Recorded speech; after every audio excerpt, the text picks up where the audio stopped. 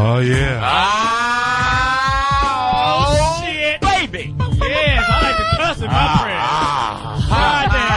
My favorite, I'm already packed, y'all. Oh, yes. Who the fuck is this? Paging me at 5:46 in the morning. Crack of dawning. Now I'm yawning. Wipe the cold out my eyes. See who's this paging me and why? It's my nigga Pop from the barbershop. Told me he was in the gambling spot. Heard the intricate plot. Niggas wanna stick me like fly paper, neighbor. Slow down, love, please drill, drop the caper. Remember them niggas on the hill? Up in Brownsville that you roll dice with, smoke blunts and got nice with. That's my nigga Fame up in Prospect. No, them my niggas. No, look, what's disrespect? They schooled me to the niggas that you knew from back when you was pocket minor figures. Now they heard you blowing up like nitro, and they wanna stick you like the knife. Oh! You going, boy? You know the shit. Tell me what you want. Goddamn. Why they want to stick me for my paper? Damn. Niggas want to stick me for my paper. Damn. Niggas want to stick me for my paper. Damn. Niggas want to stick me for my paper. They heard about the Rolexes and the Lexus and the Texas license plate out of state. Big had a whole lot of breath to do all that. Well, he had a lot of weight. I done ran out of breath 3 times in this motherfucker. I got a lung machine right next to me. Rest in peace, Biggie. Yeah, baby. I love Biggie Smalls. I love Biggie too. Shouts out to Brooklyn. Nigga, that was my I can't even front. That was my favorite rapper of all times. To Johnny Mack, he was the greatest rapper that ever held the motherfucking microphone. And he was a real cool, down to earth dude. Is he better than Drew Hill? Oh, Lord. but you know, it's a gang of arguments about, you know, who was better. People say Pac. People love Pac. Pac was a writer. They say Rakim, you know, he did his thing. And you know what's so great about Biggie? That he's been dead since 97. And we still screaming this motherfucking lyrics. Ain't nobody really screaming. What? Don't say Pac. Poetess. Because you wouldn't, because Pac is still selling a lot of records too. And I think the thing about Pac is that he was really able to articulate that brother in the street, that brother dealing drugs, that brother doing time. And so was Biggie, but maybe more so brothers could relate to Biggie. Yeah. Pac had lyrics. Pac had lyrics out this world, but Biggie had those stories. You know what I'm saying? They make you feel like you knew the nigga Pac from the barber shop that was in the gambling spot. Like, I know that nigga. Hilarious. I used to roll blunts and get nice with him too. Yeah, I know that nigga. Right. It makes you feel like you was in the barber shop. We're gonna do a quick roll call. Well, before we do the roll call, we gotta give a shout out to my man Jamie Foxx. Of course, he's not here. He's still out on the road. He's in Birmingham, Alabama tonight. Where's he at? Birmingham, Alabama. Oh. If you in Birmingham, make sure you go down there and check out Jamie Foxx Blame It Tour. Get there on time so you can see Speedy, because Speedy's killing, and the outfits alone is worth the price of admission. But keep in mind, Speedy's going to be on his game because there's a lot of big girls in Alabama. All due respect to the Alabama big girls. Shout out to the ham hock city of America. I'm saying Speedy's waiting for you. He's got a double bed waiting for you somewhere. Oh, my God. Just double enforced. Yes. You gotta feel bad for the bedpost that Speedy's laying on. Like, God damn, these bedposts are strong, man. Oh, man, could you imagine him and the girl say, let's go lay down? The bed's like, no. They made out of Samson's arms, nigga. Well, Jamie's gonna be at the Boutwell Auditorium in Birmingham, Alabama tonight, and then he'll be in Atlanta tomorrow at Chastain Park. Right. And we'll be in Atlanta tomorrow. Yes, we will, Poetess. We will be there. We're going to be at the Asia Bar and Restaurant, a restaurant and bar in Buckhead. Right. Oh, man. From 4 to 7. So we want to invite all of y'all to come out and hang out with us. And we'd love to meet you. And we got to try Johnny Mack's drink, because I did try it at another club. So everybody's got to try it. I got this drink. I call it seduction. What? Yeah, nigga, it's sexual seduction, nigga. 2 or 3 of those. You turn your cell phone if you ain't careful. I'm telling you, I went home by myself, TDP. It was incredible. Well, I always go home by myself. And caress yourself. But we're going to be out there at club. I mean, at the, it's, Asia Restaurant and Bar in Buckhead in Atlanta tomorrow from 4 to 7. Come on out. We'd love to meet you guys. Johnny Mack has gone shopping. I did. So wait, what'd you get? He's going to be looking pretty sharp. I bought the whole mannequin home. Like, you know what? I'm just going to take this whole outfit right here. No, because Max said don't take it off the mannequin. I want the mannequin too. Right. Then we can go to the carpool lane together. and Max Guns is showing, so he's been in the gym. Nigga, trust me, nigga, I got some fit. You been working out for Atlanta? Look at him. Hey, Atlanta is my Super Bowl. When I go to Atlanta, nigga, I can't get no better than that. Yeah, you can see you get a ring. His deltoids coming up. TDP, when you gonna work out? Next week. After he finished with this takeout. We're going to do a quick shout out to my girl Claudia. She's on the road. She's in New York right now at another beauty pageant situation. No, she got a Maury Povich, I think. Yeah, how you say his name? Maury Povich. She's trying to find out who her baby daddy is. Yeah. You are not the father. Yeah. But she will be joining us. She got to go pee on that stick. Yeah. She will be joining us in Atlanta tomorrow. She will be in Atlanta. And I talked to Claudia. She said she got some outfits that going to show her assets. Wow. Because, you know, Claudia ran track. She was a high school Olympian, right? I mean, high school All-American. Yeah, in Special Olympics. She killed. Yeah, she got 3 gold stars as we speak. But, she ran track, and she went to college and ran track. So she said she's been working out. When we get to Atlanta at that spot, what's the name? Club Asia Restaurant and Bar in Buckhead. And I believe it's on Linux, but I'll get the address for y'all. Yeah, get the address. Yo, we got some celebrities coming in, some very special guests who are funny in their own right. You see them on TV and in the films. These cats, these ladies, and these gentlemen are very, very funny. I don't want to tip the scale and let you know who's going to be there, but these are some bona fide, true blue talent celebrities. Oh. Yes, we're going to have special guests, and we're going to have prizes to give away. And what we should do. What we should do, Johnny Mack? Because we got some cats out there. My man, Lil Mark, is on the Blame It tour with Foxx. Suck Punk. He plays the piano. Right. So maybe you in Atlanta and want to come down and show us you got some singing skills, not no rapping skills. Little Foxxhole Idol. Yeah, that'd be What's cool. it called? We're gonna call it the African American Idol. Yeah. We go. I won't be Simon. You'll be Salmon. But I won't be wearing salmon, right? Because there's also Gay Pride Week out there. Oh, yes. So we got to get you a little cup of that ice cream. I heard there's no more lubrication in Atlanta right now. All of it's going. The whole city's dry. They selling male IUDs, nigga. And some hubby ice cream. That's hysterical. Oh, wow, good one. Hey, Ben and Jerry, maybe they was. I don't know. Hey, shout out to all the homosexuals in Atlanta. Do your thing. Please stay away from me, but have fun. Go ahead and booty it. Do your thing. Louis said he would love to be the pubic hair on your dick float. No, I'd love to. You know what? I actually want to be. I'm not gay, but I actually want to be able to communicate better with the gay community because I think heterosexual men, we need to learn how to communicate better with. I know how to guys. communicate. Just go, hey, and they come running out of the bushes. So again, come join us at Asia Restaurant and Bar tomorrow in Buckhead, Atlanta, in the Atlanta area, right? That's Buckhead. right. And tell your friends. That's right. Who might not hear this broadcast. Yeah, tell maybe your family. they're too cheap. Get on the phone. Come on out. Yeah. Holla at us. You could Twitter. You can. I know somebody out in Atlanta still got a pager, so page somebody. So page somebody. Tell your friends. Get the word out. Get the word out. You know. I think I said pager. Yeah, use your rotary cell phone while you're at it. Let's do a quick roll call. We already know who's not in the house. Shouts out once again to my man Speedy, who's on the Blaming Tour. Shouts to my boy Jenny Foxx, who's tonight is in Birmingham, Alabama, yes, for sir. the Blaming Tour. If you out there, ladies and gentlemen, please make sure you go out there and catch it. You owe it to yourself. Treat yourself, not cheat yourself. And make sure you come check us out Saturday. But we're going to get into that later because we got to let everybody know. And shout out to Claudia for the how you say that man's name? Maury Povich. That's not my daddy. That's where they find out who You are not the father. I'm going to do that. Ooh, I can't wait to do that. Could you imagine Speedy on that show? You are my father. That's Maury Povich. You are my dad, Speedy.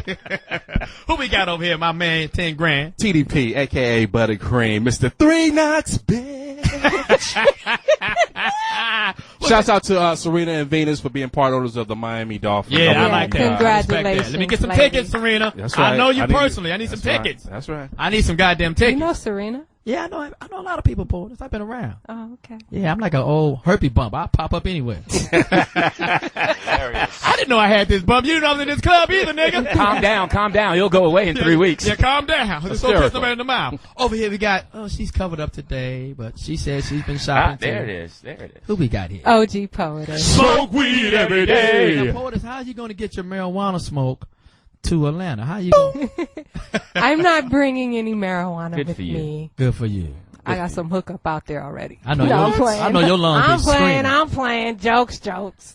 I got some hookup out there. I used to live in Atlanta. Oh, okay. Oh, really? Yeah. Well, hooky up. One year, like 95, I go out to the motherfucking Freaknik and I didn't come home. Hilarious. Somebody freaked you for Shout another out year? to the girl from South Carolina in the Grand Prix. The Grand Prix. Then she had the mother. She hooked the nigga up, nigga. I really went out there for Freaknik one year, and I stayed for 13 goddamn months. Wow. Shout out to Carol Blackman in Atlanta. Now, just in case you was a young unlucky lady, the child support check is in the mail. I know I'm a little late, bitch. Johnny Mack gonna have a 38-year-old man standing there talking about, how you doing, Dad? Hey, son. Now we gotta get some father support. Over here we got my man, 10 grand. Hey, Lou Dix, the pre-show funny killer. Hysterical. Fish sticks. Funny killer? Is Fish that sticks in your good? The mouth. pre-show comedy killer.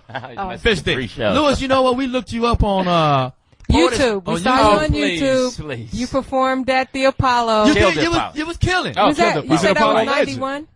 91, about 91. Was Sinbad? 90. You're an Sinbad. Apollo legend? Oh, I killed Apollo. I've an never Apollo got booed. legend. I seen the No, he audience. drove a legend to the Apollo. I seen the audience. They were into it. Oh, they were into it. I was, laying them You had dogs to- out. your Those Fre- are cutaways. your Really, it was Freddie Sinbad telling jokes, and then they cut to Sinbad laughter in the middle of Lewis Dix. You know that's how it go. Wait, did he have, you said Because they that cut on- away one time when Lewis told a joke and they cut away and Lewis was in the audience. This nigga's a magician. He's telling jokes and laughing. This nigga's off the chain. Wait, Lewis, you said Lewis had on the Freddie Jackson Yeah. He had on the, you know, remember back in the days, the jacket he got from World of Pants? Rock Me Tonight? He had the jacket with the shoulder pads already in it. Oh, Man, okay. I got that outfit from King Chess. Chess Chess King. King. Chess King. Wow. Oh, Lord. I call those In the the Freddie Crenshaw Jackson. Mall? And the Crenshaw, no, with Baldwin Hill. Baldwin Hills. Wow. And a brooch came with that jacket, didn't it? No, and I Yeah, on the old Johnny Mathis brooch. You know where the shirt came from? Chances The shirt was are a because contempo casual shirt. And we, okay. And we also have in the house. Porter said that you still got the same suit. It was rust color, but you wear it now is sweet potato color. Shouts out to Candy Don't Yams. you want a yam too? And we in the house. We have our very own. Johnny. Wait a minute, the guy that's responsible for Whitney Houston's CD Hysterical. back on the map. He Hysterical. did the homework, wrote all the tracks, and then when I went to Whitney, I said, Whitney, who wrote your tracks? And she said, first Johnny. name, Johnny. Right. last name. Mac. Middle name, motherfucker. So I said, Whitney, who you get your drugs from? And she said, Johnny motherfucking Mack. I said, puff, give, bitch. We fucked Do you up. think? Y'all really worked hard on that. Sorry, Claudia, we messed that up. Hey, man. Yeah, we only been on for 2.5 years. They catch it. Wow. Now let me ask you this, Porters, because you an old school rapper back in the day. You know what I'm saying? When the hot top phase was still cracking, you had Right. an album out. Right. Do you think Whitney Houston's album, should we expect the old Whitney Houston, or are we going to get the old Whitney Houston? We're going to get Whitney I Houston. haven't heard the album, so I really can't give you a judgment on that. I did hear the single, and I was kind of, I don't know. Was it the post-crack It voice didn't or sound, the pre-crack her voice didn't sound as strong as before, but they're predicting that she's going to be number one. Well, I don't expect her voice to sound like she did before. Because she first started in '85, she was like 20 years old. I don't know what it is now. It's 2009. That's 20-some years. So of course, she got up in age, but she still's going to sound good. But I'm not expecting to be the same Whitney Houston before the bad marriage and the fist fights and all the bad She situations. did sound a little different. She so, does look but good, I though. want to hear Maybe the, she sounds more mature. True. She looks good, though, on the album. it sounded Yes. like on the particular single I Look to You, it sounded like they tweaked her voice a little bit, but She looks good.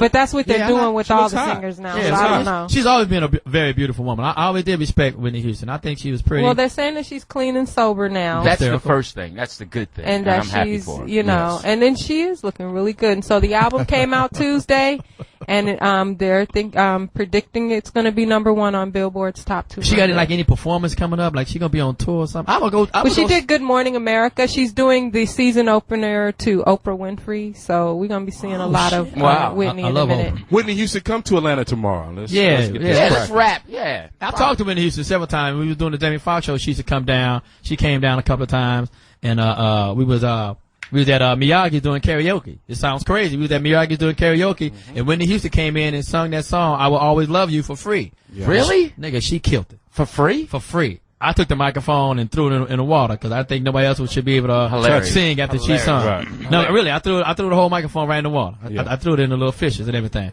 Bobby Brown was there too, but it was hysterical because he forgot the words. We were doing karaoke and he still didn't know the words to his goddamn song. Hilarious. And the nigga was so high he was falling back. The truth about baloney.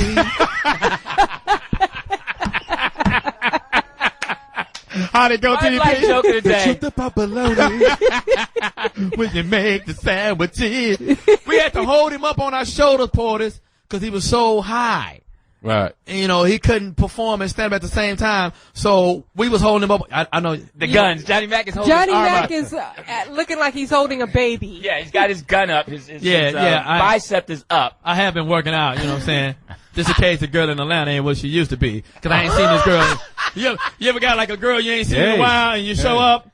Yeah. And, you know, because you're like, hey, Kay, how you still look? You still look good, man? She's like, yeah, I'm still looking good. I look the same. And you show up and ain't the same. Like, ooh. Look like James Earl Jones. This is. I thought I was dating John Candy, bitch. Whatever. Yeah, some people, men and women, sometimes have a false sense of how they've aged. Right. Oh. You're just like, wait, especially when you go back home, you see your friends, you're like, oh, Lord. But they still got the same outfits on. Like, Same outfit, same cologne. Bitch. Like, Is that a belly ring or a hubcap in your stomach? What is that, bitch? And we'll take their clothes off like they're still in shape. But they supposed to take their clothes off. Oh, yeah. okay. They supposed to do that. 'Cause I ain't gonna like tell her to get out, leave the room. But you ever like had a girl come to your hotel? So shout out to my friends in Atlanta. Please. 1-877. Please come down and 106 is the number. To Asia Restaurant and Bar. And by the way, Claudia and I are looking for some groupies, so 8772 all eligible men, 106. come on down. I'm gonna show up to your room in a Halloween mask and just wear that shit out, Portis. No, and what's your costume? A joint? You'll know you'll get some. So when are you gonna come wrapped as a blunt? Yeah. Where do you get a load of me? Where's all this smoke coming from?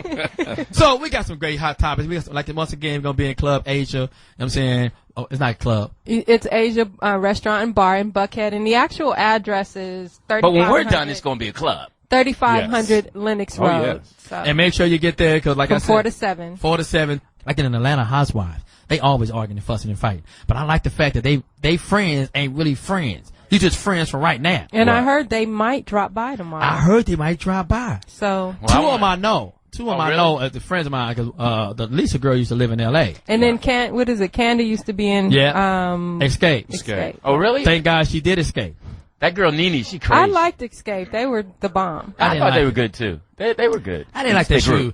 Take off your shoes, kick your. What the fuck was that all about? They have some other joints. Yeah. I It don't was remember. Nice. I don't really We remember. want all the celebrities that live in Atlanta come down. Because we know Crisscross, you there. You might as well come on You through. ain't got nothing else to do. Yeah, come on through. Look at the celebrities that You is. survived, but your career died. Come on, let us know. Jermaine Dupri, him and Janet are not together anymore, right? So he has They're time. not together? What? I don't know. Why not put that out there? I like Janet. They broke up like the Fat Boys. Maybe she'll slip to me. Wow. Yeah, because that would be a slip and fall. They showed footage from the Michael Jackson funeral yesterday, and Jermaine wasn't with her. Well, So wait, have they buried him yet? They buried him last night. Yeah. Where? Finally. Because I At heard he was at Forest Crenshaw Lawn. and Slauson. Where No. I'm like, nigga, who's the funeral director? James Brown? Well, this was a How long does very it take to bury a nigga? this was a very private funeral of 200 or 300 people that went last night. I seen your girl Lisa Ray in some of the footage. Yeah.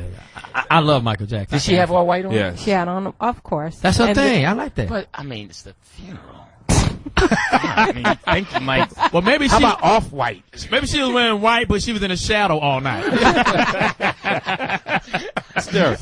So it made it Did great. you hear that, Louis? That That- Jermaine and Janet broke up? I heard that because I got a little hotline. See, I Beyonce, you know, just a couple girls I'm waiting. I'm waiting to be on. Beyonce. Yeah, Beyonce, Yeah. Janet, you know, because they go with older guys. I like that too, Louis. Yeah. Oh, so you trying to get with Janet? I really. I'm like trying to that. give it any celebrity that I mean, fall off. I think Janet would get into me because I got their old nose. She was looking like. You pick up the pieces, huh? Hey, what you gonna do with that, Doc? Let me get that extra skin right there, Doc. 8772. How much does a nostril cost, Doc? 106 is the number. 8772 106 106 is the We got some very Yeah, hot let's- topics, man. We're gonna get into it because I came in front, Port. I'm excited because I'm already packed for Atlanta. So am I. I'm ready to go. Me too. I'm ready to go. Nigga, you don't understand. You pack I'm ready to TDP. go. You just wear what you wear. You ain't. No, Nigga. I ain't packed He yet. just throws it in the bag. Nigga. And you know, like once again we say, you know, it's the Atlanta Gay Pride Week out there. You know, that little gay pride thing going on. So I'll make sure all ladies do not wear no scarves or nothing. I need to see some throats. I need to see some throats out there. I don't want you showing up with some ascot on, bitch, and somebody, it's cold outside. I got this goddamn leg warm around my throat. Right. No, bitch. Right. Open up. Yeah, it's gay. Yeah. Reveal don't. yourself. Yeah. I want to see some goddamn throats. Yeah. But they have surgery. They fix that now. Well, I'm gonna throw a football at you. If you catch that motherfucker and throw it right back, this bitch is Michael Vick. This bitch trying to trick me. This bitch is the third string quarterback. Bitch, you ain't fooling me. Hey, so did they ever find out what happened with the 800 meters, guy or girl? Well, girl? the last I heard that they tested her and that she did have high levels of testosterone. Those are called testicles.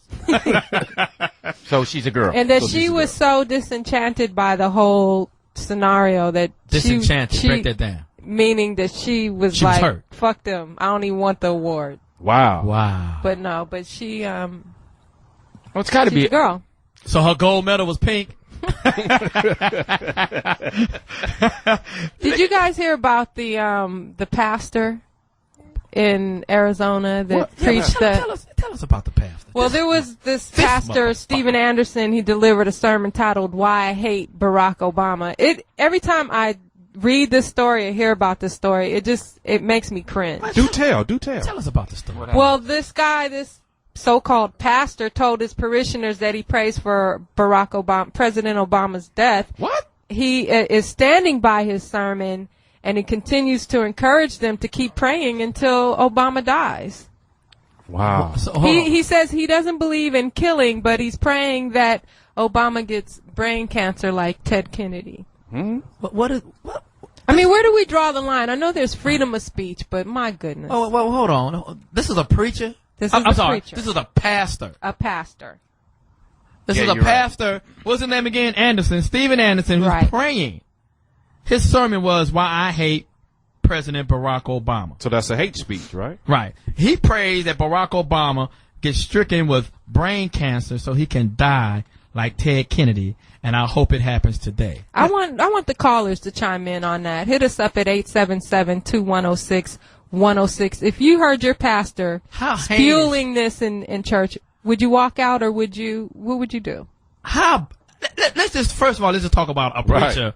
This is you at home writing your sermon, and you're praying to the Almighty God of life that I want somebody to die. How that's an oxymoron. You know what's dangerous about that is it can actually come back on the pastor. Like what? When you wish something on somebody, it can come back to you. That's not even a wish. He's praying Stephen. I'm going to say his name every goddamn time. Stephen Anderson. Where's he at? In Phoenix. In Phoenix, Arizona, Stephen Anderson is praying that Barack Obama catch an illness, cancer, and die. And he's encouraging his congregation to join in with the prayer. Well, what did he say, Porter?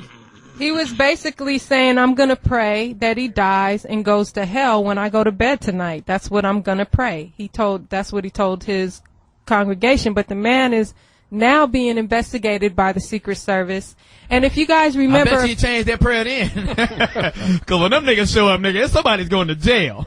right, well, if you remember a few weeks ago, when President Obama was in Arizona doing a speech, Right. a guy showed up with the rifle. Because Right. they They have laws that you can, bear arms, but it can't be concealed. right. And it can't be loaded. And so this was a black dude. So the pastor is nigga. white and claims that he has issues with Barack over his stance on abortion. But I think, to me, it's a race thing. But So the black what is dude- his stance on abortion?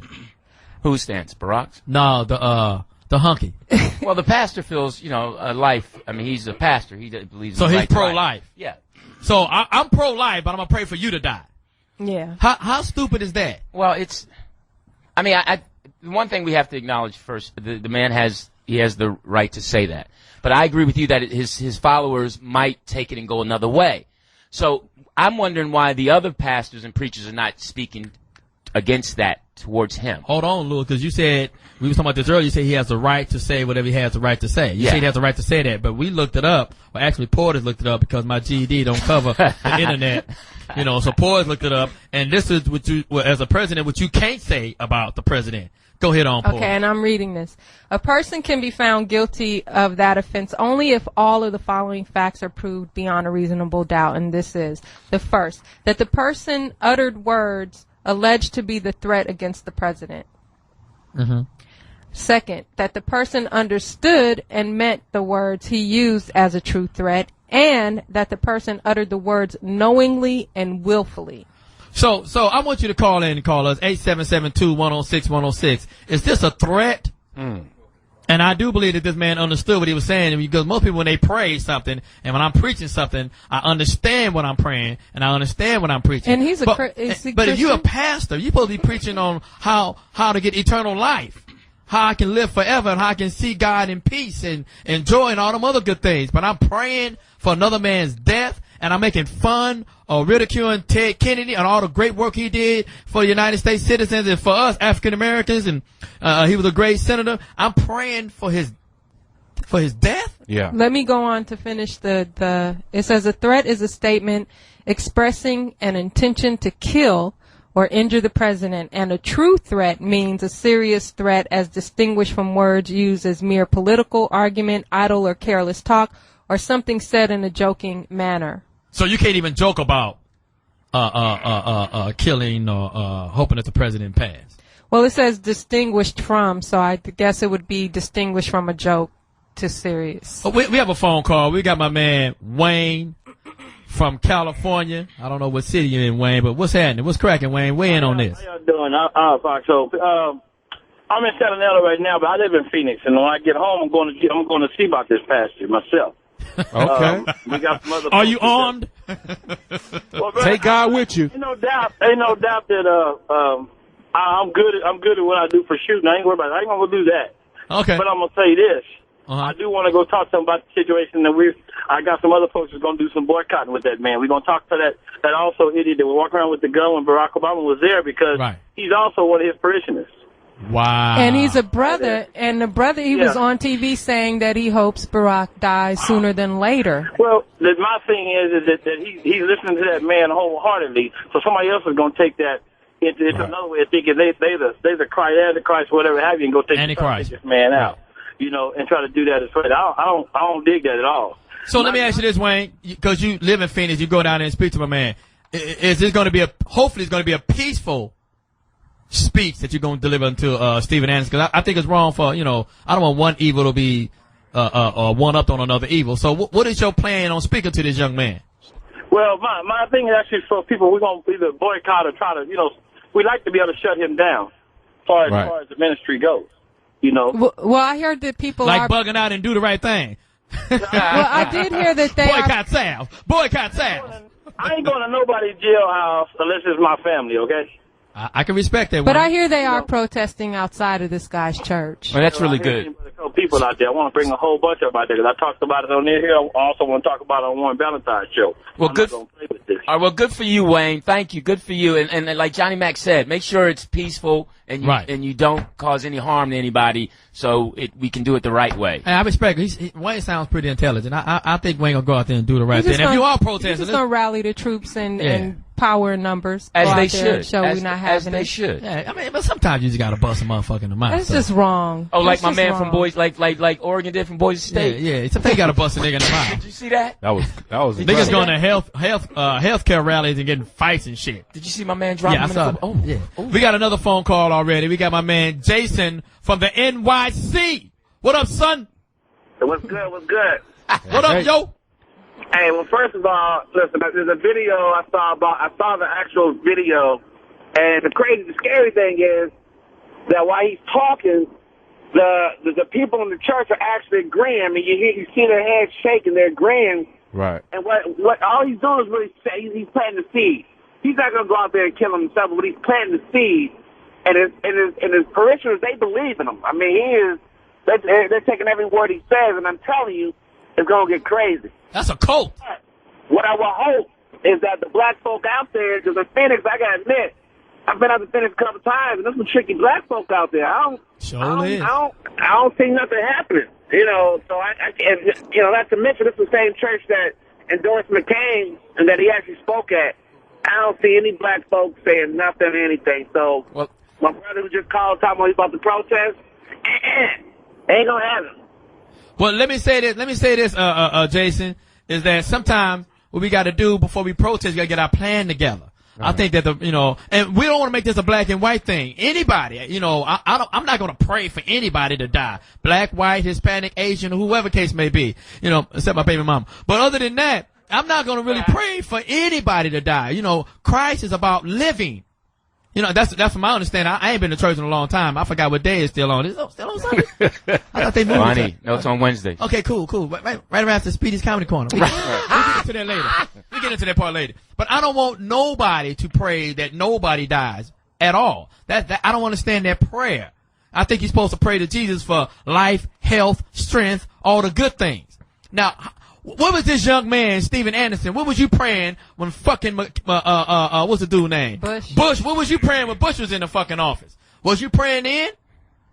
Did you pray when Bush was up in there?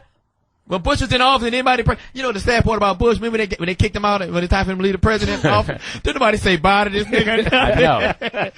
Even his White House pet stayed for Barack. This nigga got in a helicopter by his motherfucking self. I ain't going with you. Napkin or nothing. The motherfucking driver told, I'll be right back in 20 minutes, man. I'm gonna fly. Hold on for a second. Let me get this Popeyes and come back. That was a funny thing to me about when Barack was inaugurated in, that nobody recognized that right behind, 6 steps behind Barack, Bush was walking to the fucking helicopter. He had to pay his own gas money to fly him to Air Force One. But by the time he got there, it was Air Force 3. Cause they like, nigga, I can't let you ride in Air Force One, nigga. He flew back on Southwest. Yeah, call Halliburton and say, give me some of that goddamn Southwest. He had a Southwest helicopter. He was in aisle A. Want to get away? Shit. So what was this preacher preaching? Was he praying when Bush ran this fucking country into the ground? We never heard of this guy before last week, to be honest. And we shouldn't hear of him anymore after this, hopefully. I think we should challenge him to one of them MMA. You know what I think we should do? We need to counter his prayer. And we encourage everybody to pray for the wellness and the safety of our president. Yes, and his family. So absolutely. For all that's mankind. what we can do is we can pray in numbers, pray against what this guy is saying. And something's going to come out about this guy. He's going to slip. Hey. The feds is investigating. Oh, yeah. So he can't even peacock it. Yeah, he can't. They're going to take his Bible from him. Yeah. They're going to make him a Jehovah's Witness. His Bible. A Jehovah's Witness. They're going to show him what Deuteronomy is all about. They're going to be a hotter grease name in about 5 more minutes, nigga. We got another phone call. What's I said? Everybody, please call in 877-2-106-106 because this is important. How evil is a man to pray for the demise of another man? Right. How evil is that? What the fuck is going on here? Where's your church? In Hell's Kitchen? We got another phone call. We got my man Otis. Gotta be black. We got my man Otis from Florida. What's up, OT? Hey, what's going on, B? I got Foxxhole. What's up? Let me ask you this, Otis. Are you African American? Yes, I am. How did My I name Otis. Come on, man. I am. Either you are black or you built the elevators. I don't know which one it was. That's where he do it. That's where he meet all his women. See, this is my name, honey. Bitch, I'm international, bitch. I do all of this. And I ain't talking about the House of Pancakes, bitch. I'm international. That was a deep joke, Mac. I just got that. You got that? Yeah, I just got I made a little this man. See that? I'm smart. Go ahead, Otis. I want to weigh in about that pastor that's playing for President Obama to die. Uh-oh. Show light. That's really ridiculous because, my personal opinion, I was brought up to raise God don't answer foolishness. You know what I'm saying? That's right. ridiculous to pray for another man to die. Right. For one, it's in God's plan that he's in the White House as we speak. If people read the Bible, they understand this mess. This is not some act of nature. This is God's will because, this is in his plan for Barack to be in the White House. So why is everybody getting upset that a black man is a president? I don't understand that. It's stupid. And to pray for the man to die, that's even worse. You're going to mess around and die damn self. That's right. Hey, you know what? It's a way to bring that Christianity out of you, huh? Just boiling over. Damn right they deserve to die, and I hope he go to hell. Samuel L. Jackson on the phone, nigga. Say what again, motherfucker? Say the tyranny of iniquity. Say that again. Say what again, motherfucker? Say I dare you, I dare you, motherfucker. Now let's bow our heads. Sam Jackson should have won an Oscar for that. Yeah, he should have won an Oscar for that. But we ain't gonna get off sidetrack. But Sam Jackson should have won an Oscar for that. Yeah. And they robbed him. They robbed Sam Jackson for that. I think the Jerry curl hurt him, but yeah, it was juicy. And he had some brain matter in the motherfucker. That's kind of That's a rough part right there. 877-210-6106 is the number. Let me ask you this, because I wasn't in the church, but we just gonna hypothetically, take an educated guess what they call hypothesize. How do you say amen to that? Ooh. I just prayed. I just said all kind of bad things about Ted Kennedy. He ain't got nothing to do with it, but I hope you die like Ted Kennedy. Oh, wait a minute. How do I say amen? Ted Kennedy's like, oh, my man. Yeah. Right. It's bad enough I got to come after the Michael Jackson death. You get into that later. That was a deep joke right there. That was deep, Poetess. That was deep right there. I went into the archives of time. Deep in Atlantis. How do you say amen? We all been to church. And you say amen, it means I agree upon it. Yeah, I stand with that. How do I say amen to this, I can't even call him a gentleman. I can't even call him a pastor, to this fucking Beelzebub bastard who's praying for, how do you pray, how do you say, I'm gonna ask you, Porter, because you got the straight hair, your mother's white. How do you say? Hysterical. I don't see what that has to do with anything. I don't either, okay. Porter. Once I said, I'm like, oh shit, maybe that don't go together, but hey. I couldn't fix my lips to say that. I wouldn't even. Would you say amen to that? Of course not. If this is your pastor using this church. I wouldn't. That would be the last time I go to that church. Absolutely. Right. But who knows if they say amen in that church or not? I don't even like when I go to church and pastors are being judgmental against maybe certain celebrities. I was in church one time and one of the pastors said he was down in Tyler Perry for dressing like a woman, saying that it was an abomination in the Bible. It's a joke. And that to me, I was like, what does that have to do with anything? Yeah, I think if I'm going to go to church, I think it should be about, if I'm going to, if I win, Louis Dix, you're a Christian man and you always doing the right thing, except for when you dress. This nigga got 3 color whites. He got off-white, almost white, and damn near white on. Cream. I'm trying. Shouts out to 31 nice. Flavors. He has on his, Ben and Jerry's. He has on his, look at Poetess. That's right, Pete. He has on his Eagle outfit today. My white. I'm just. Hey, and shouts out to Michael Vick because they time. they lessened his sentence. Well, suspension because it's now Week just 3. week 3 he get to play. So he only got 2 weeks being suspended, which is cool. And week 3 he can play. And I saw the game last night. He did a good job. I'm for anybody, black, white, Hispanic, whatever you are, Asian, for the prosper of all mankind, man, woman, girl, or boy. If you got so that's why it's hard for us to weigh in on this preacher, because we want people to succeed. Right. And that's what you should be praying. If I can say this, you should be praying for the righteousness. Why don't he pray that the Barack Obama do the right thing and whatever his cause may be, that we can bless him and give him the right mind. There's a whole lot of things you can pray that can help you, Steven Anderson. Right. But Lou, how do you feel about the preacher? Well, I sometimes when I sit in church, should we call him a preacher? No, because he's, so this thing with preachers, I got a thing with preachers when I go to church, because people put them in such high up there, and especially women, they really work women, because it's always a reflection on how bad us men are sitting there, and we need to do this, we need to correct this. I just think some of the pastors need somebody to step to them and whip their behind, just to check them. So you think this pastor deserve his ass? Oh, I think somebody needs to would step you to hit him quietly. with the Bible? How would no, you? we pray together. After I beat him down. You beat him with the cross? I beat him down, then we find a chapter to understand why I beat him down. That's why you got beat down. Now, praise the Lord. I'll see you later. And I give him a Brock t-shirt and roll. Because if you spare the rod, you spoil the pastor. You gonna hit him with the good book, huh? Oh, beat him down. And then I call you to give him your 1s and 2s. Give him these 1, 2. I give him the 2-piece without the biscuit. TDP, you born and raised in L.A. You know what I'm saying? You go to church. You've been to church. Maybe church a couple of times. Church is chicken, but it's still with a church. Right. I mean, how do you say amen to this kind of foolishness? But I don't know if this is an amen type of church. I just think it's just a guy who's talking and everybody just going, it's cold, But even because like I'm saying, most churches, the amen means I agree. And apparently, I don't know what his sermon was the day before. You know what I'm saying? But how does a congregation, I can't say the other word, would you say all the people there? Parishioners. Yeah, we called them a congregation in the Church of God in Christ back in the days. We just called them congregation. That's another thing. Everybody getting too educated. Hilarious. Johnny Mack, I want to ask you a quick question. What's church like in prison?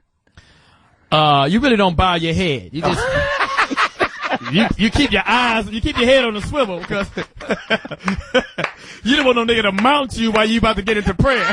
Because that's the only time you can have a shank. It's in church. You got to tie them together, make a cross. Yeah, you really don't bow your head. You just be real quiet for a hot couple seconds. Right now, we got to go. We got to go to, I think you want to go to jail, Lewis. No, I don't. You always ask Johnny Mack questions. Because so I know he's going to tell the truth. Yeah, I mean, he never lies. Yeah, let's go into the Bud Light read, and then we're going to get into this dude, you know. And once again, call anyway on us. You know what I'm saying? You may be smarter than us in this situation. 1877. 8772. This nigga gave you his phone number. 1818. I said 1877. You started with that. 106. Quiet on the yard. Beauty is reading. Fridays just got even better thanks to your friends from Bud Light and Bud Light Lime. Listeners 21 years of age and older now have the opportunity to visit the foxxhole.young-america.com. That's the foxxhole.young-america.com to answer the Bud Light question of the week. Submit an online entry and answer the question. You'll then have a chance to win beer for a year where legal. You heard that right, Bud Light and Bud Light Lime for an entire year. Winners will be selected each Friday through December 18th. Light and refreshing Bud Light and Bud Light Lime enhance good times with friends, and if you're a lucky winner, you and your friends will have a reason to celebrate. So get up on your Bud Light and your Bud Light Lime facts and visit the foxxhole.young-america.com for your chance to win beer for a year. No purchase necessary. Open to U.S. residents except California residents 21 or older. See official rules for details. Game ends December 17th. I hope somebody in California wins that. They can't win. What about Nevada? Yeah, well, it just says California. I mean, somewhere close by, I can just stop by and get a case. You know what I'm saying? Wouldn't that be, if you won and you don't drink? Maybe somebody in Atlanta share. Yeah, somebody in Atlanta can share with a nigga. You know what I'm saying? And I want to remind everybody or invite everybody out to come out and hang out with us at Asia Restaurant and Bar in Buckhead, Atlanta, in the Atlanta area. Right. And we'll be there from 4 to 7 p.m. tomorrow. Right. September 5th. So come on out, everybody out in the Atlanta area. If you got friends and family in the surrounding areas, tell them to come on out too. We would love to meet you guys face to face. Yeah, you can come see us. You come see us right before you go to the Blaming Tour. And I'm bringing something from L.A. to give away. No, to give away to a fan. I have a Lakers shirt. You know, when they win the championship that I never wore. Thank you. So I'm going to bring it and give it to someone in the audience. Oh, you're so nice, Louis. Cool. Why you never wore a Lakers shirt? Because I'm a Sixers fan. Hysterical. Nigga, the last time they won. When last time they won? 83, and we beat the Lakers. 83, God. That was a charity championship. Yeah, nigga, we didn't even have remote controls back in those days, nigga. Nigga had to get up and actually turn the TV. So again, that's Asia Restaurant and Bar in Atlanta, the Buckhead area. And in fact, it's 3500 Lenox Road. Uh-oh. I hear some Kirk Franklin in the background. That's absolutely hysterical. I'm telling you. You think that the gospel music is going too far? Where do you hear this preaching? Wait, I thought it was Pastor Anderson. I got nervous there for a minute. Way to go, Paul. You take a quick break. Be right back. Once again, we going to be in the ATL tomorrow. Shout it. Oh. What's your name? Shout it. Mary. I like this song. Hey. I like this song. Hey. This is gospel music? Yeah, it's on the BET Awards. God in Me by Mary Mary. Yeah, because the Queen Latifah came out with it when Jay was hosting it. Yeah, it was jamming. Yeah, I like that. I like Mary Mary. Welcome back to the Foxxhole. Oh, we back? Okay. Oh! We back. That's just how we do it on the Foxxhole. Y'all just tune in. We just come in when we want to come in. We don't need no formal introduction when we coming back. Shit. But I know when we going to be back. Well, we got another hot topic for you. This one's a killer. This is funny as fuck. Did you guys hear about call us, guys. the man who's 61-year-old man? He was annoyed with a crying baby, a 2-year-old girl in an Atlanta Walmart. What? Where? The man told the woman, if you don't shut her up, I will shut her up for you. And he slapped the child. What? A 2-year-old baby? Slapped a 2-year-old.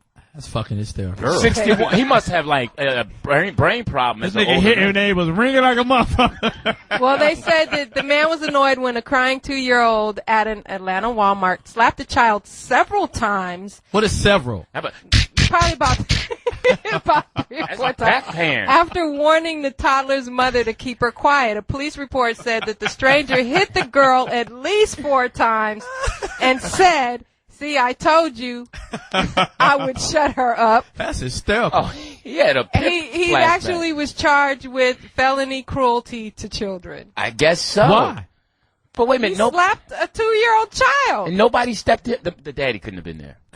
There's no way. Where Well, was they this said Walmart? they said the girl and her mother It's right next to the Pastor Anderson church. Were they in the express lane? the girl and her mother, they were shopping when the baby started to cry. Now, let's 2-year-old baby. It's a 2-year-old baby. Oh, that's a bigger cry. So the baby- And then the guy stepped to the Sound like mother. Claudia crying. The man stepped to the mother and said, "If you don't shut that baby up, I'm gonna shut her up for you." trying. I'm not saying what this gentleman did was right or wrong, but let's be honest. It's a felony. It's a felony? Yeah. It's a felony. Why? He didn't He hurt the baby. slapped on the He right and left. did. You can't get both cheeks. Yeah, but what's the Child He said she endangerment. slapped her 4 times. He must have went. That's Oh, he all he went- did. Because the No. mama wasn't doing it. Slap you to the Johnny face. Mack, you mean to tell me if a stranger in a store and came up and slapped your crying baby, you wouldn't find anything wrong with that? Johnny Mack, he put his 1s and 2s on your baby. But here's the thing. Now I want everybody to be honest. How many times you been in a store or on a fucking plane and the little ugly baby right in front of you? Because only ugly babies cry like that when you can't stop them from crying. Because you can tolerate a good-looking baby crying like, oh, she's so precious. But the little ugly motherfucker, he better not blink his eyes. And if his eyes blink too slow, like, get your shit together, boy. You know, how many of y'all have been on a plane? I want y'all to call into this.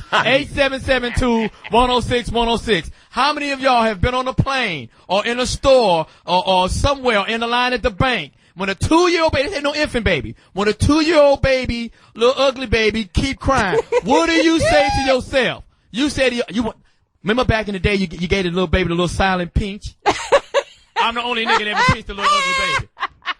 Yeah, that's telling I'm the people only about nigga it. Yes. that pinched the baby. Yeah, But go that ahead. ain't gonna make the baby stop crying. Oh, but it made me feel good in the motherfucker. I got a niece and a nephew who are not attractive.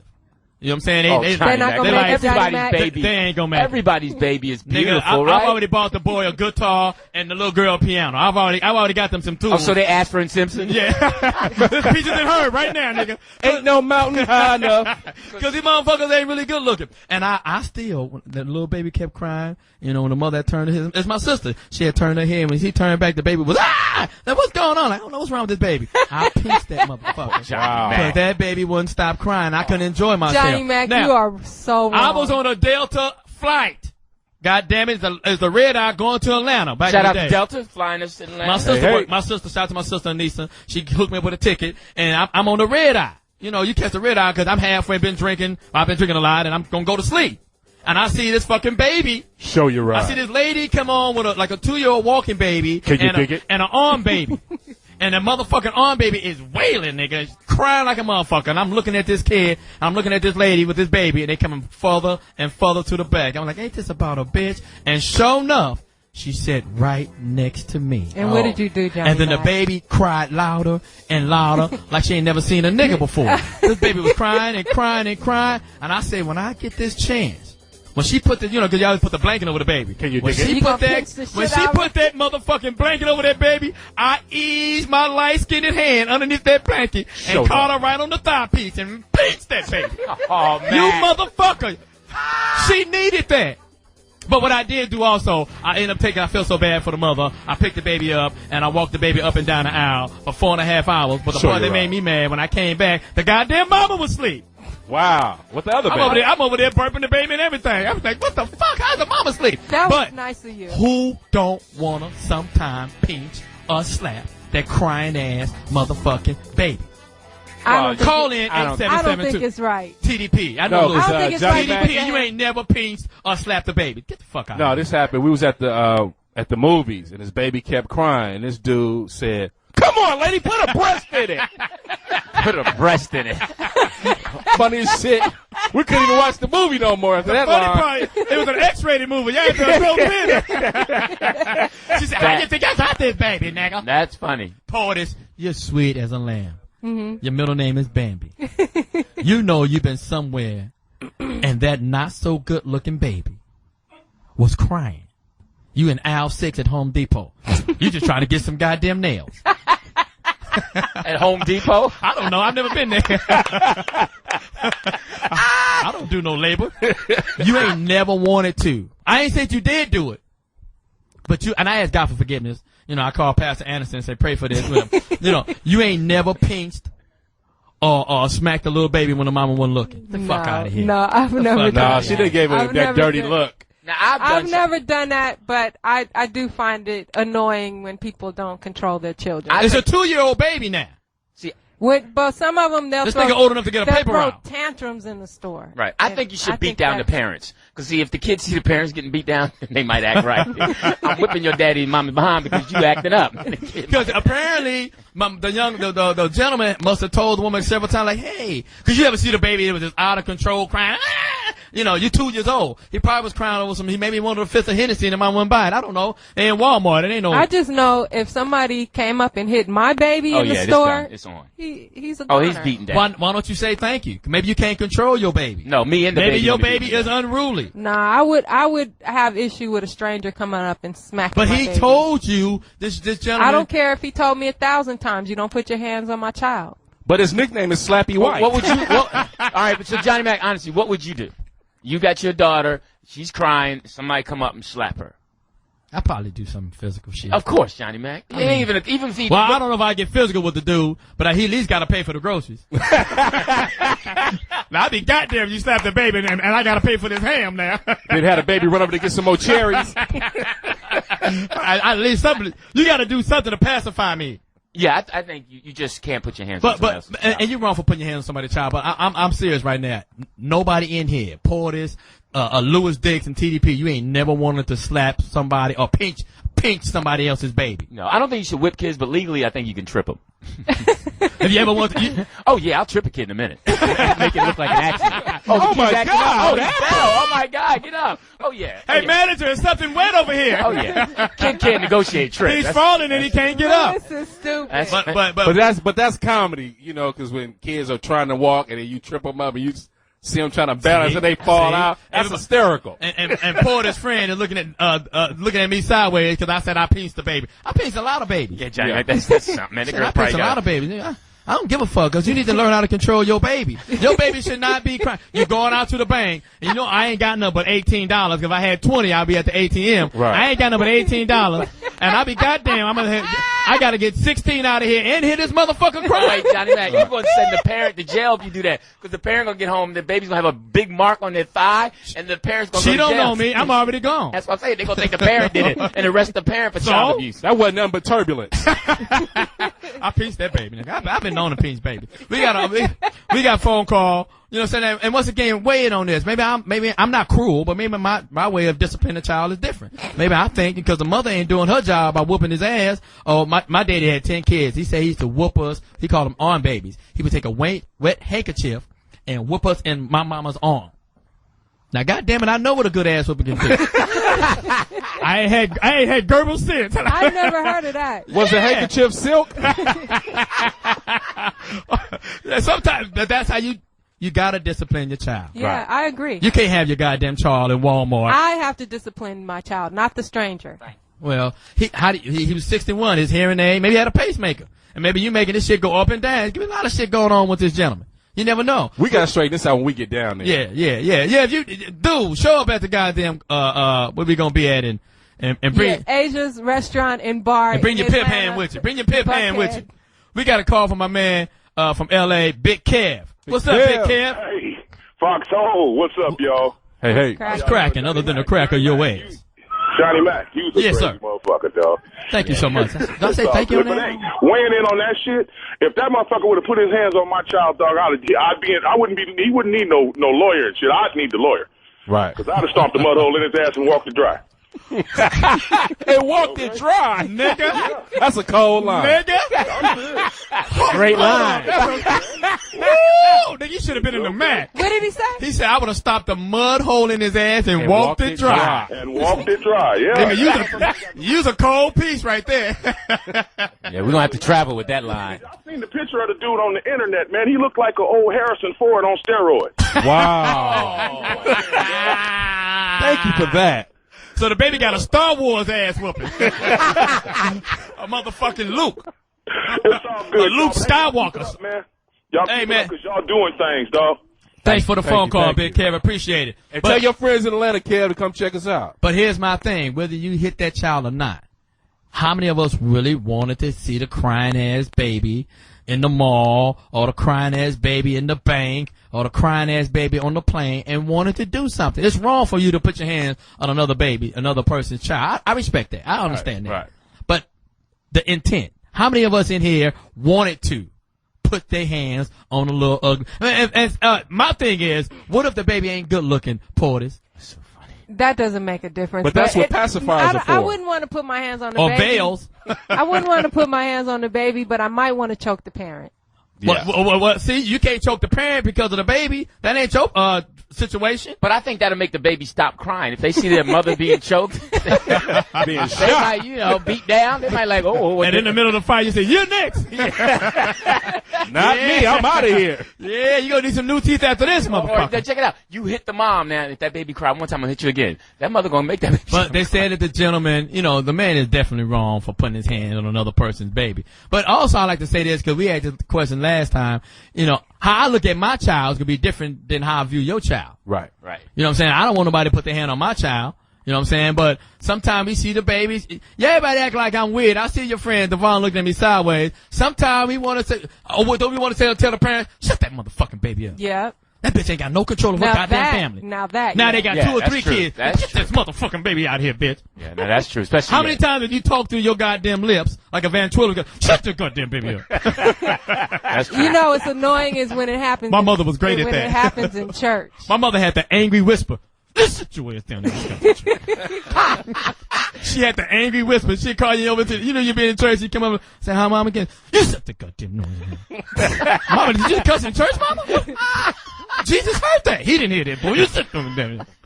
It's only that one, and their voice always be a lot of vibrato in it. Don't get your goddamn ass into there. You see, that's how we get set up as kids. You in church and you think God gonna protect you, and so that's where you act wild. But then you ain't know your mama gonna put the long handle of the law down. Hey, I got to bounce. I just wanted to say, don't leave me at the airport, y'all. I'm going. How you get to the airport, Lou?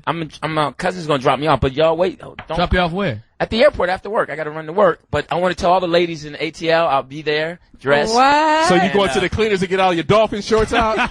You know what? I'm going to go get my clothes. I am going to be casual, but I am excited about going on the trip. I am so excited, and They said you actually stand in Midtown, Lewis. They said you're actually participating in the gay parade that's going on this weekend. They gonna give you the baton.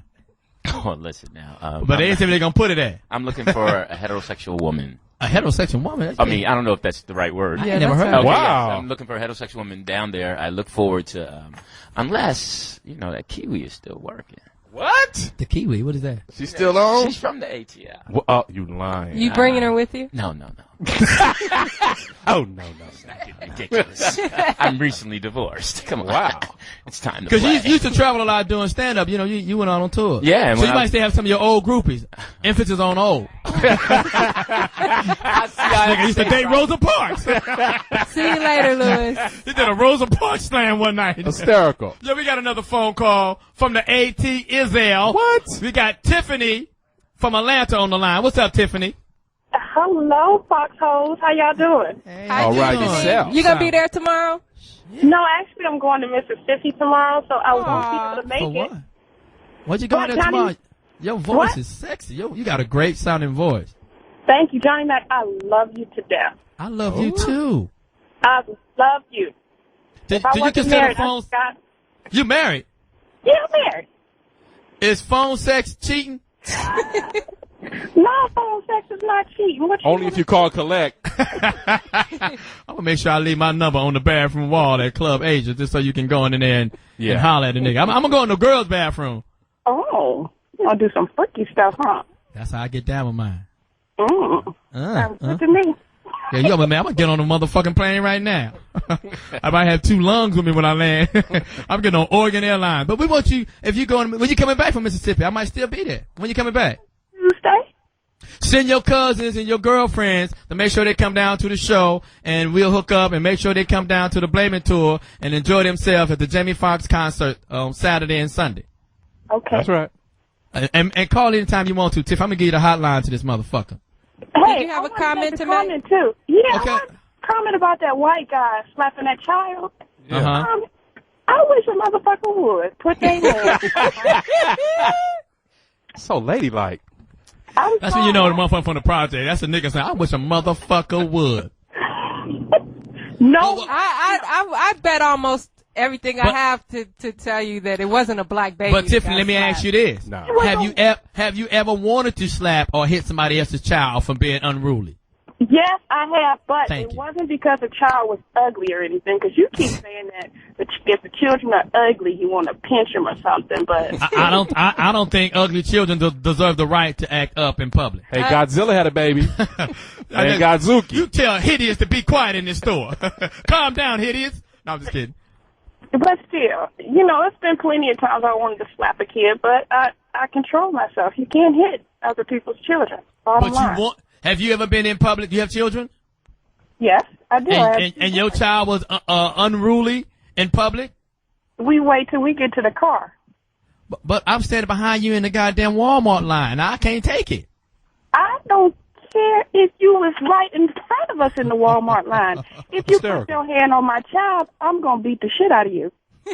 That's what I'm talking about, Tiffany. What's my answer? You're so violent. I done pinched your baby like, lady, what's wrong with you? You're so violent. Whatever. You pinch my child if you want to. Hey, thanks for the phone call, Tiffany. I hope you have a great time in Mississippi. We'll see you when you come back. Let's go to Low Life first. We got another phone call. Where's Low Life from? Mississippi, Alabama. Alabama. We got my man 10 Grand always calling in. A great friend of mine from Alabama. My man Low Life. What up, Low Life? What it is, Pimp? What's up? Hey, man, look here.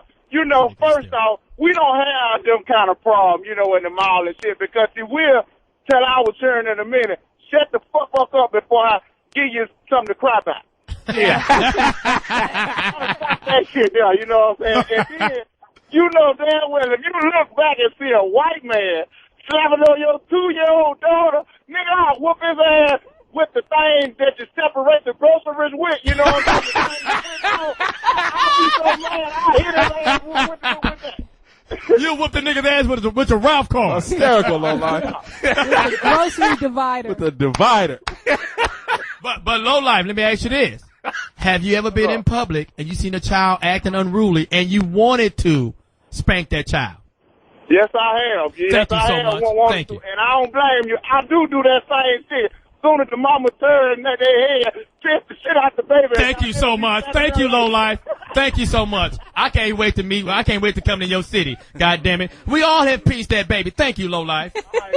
They looking at me over here, Low Life, like I ain't shit, and Poetess crossed her eyes at me and gave me the finger. You wrong, Johnny Mack. What? For pinching them. Everybody pinched the goddamn baby when the mama ain't looking. Everybody done that. Everybody has pinched the baby. I just don't know if the statute of limitations has ran out on them stories. I'm gonna let you deal with it. I never said the baby's name. I didn't say when I was going to Atlanta. We got a very special guest, educated brother, good friend of mine, light skin supreme.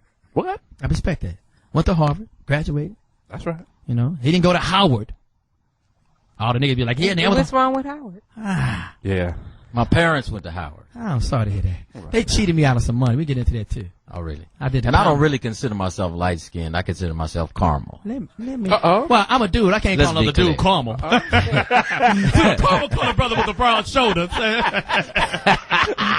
Great friend of mine. You seen on many movies with the movie with Denzel. He Got Game. Was you playing basketball in that?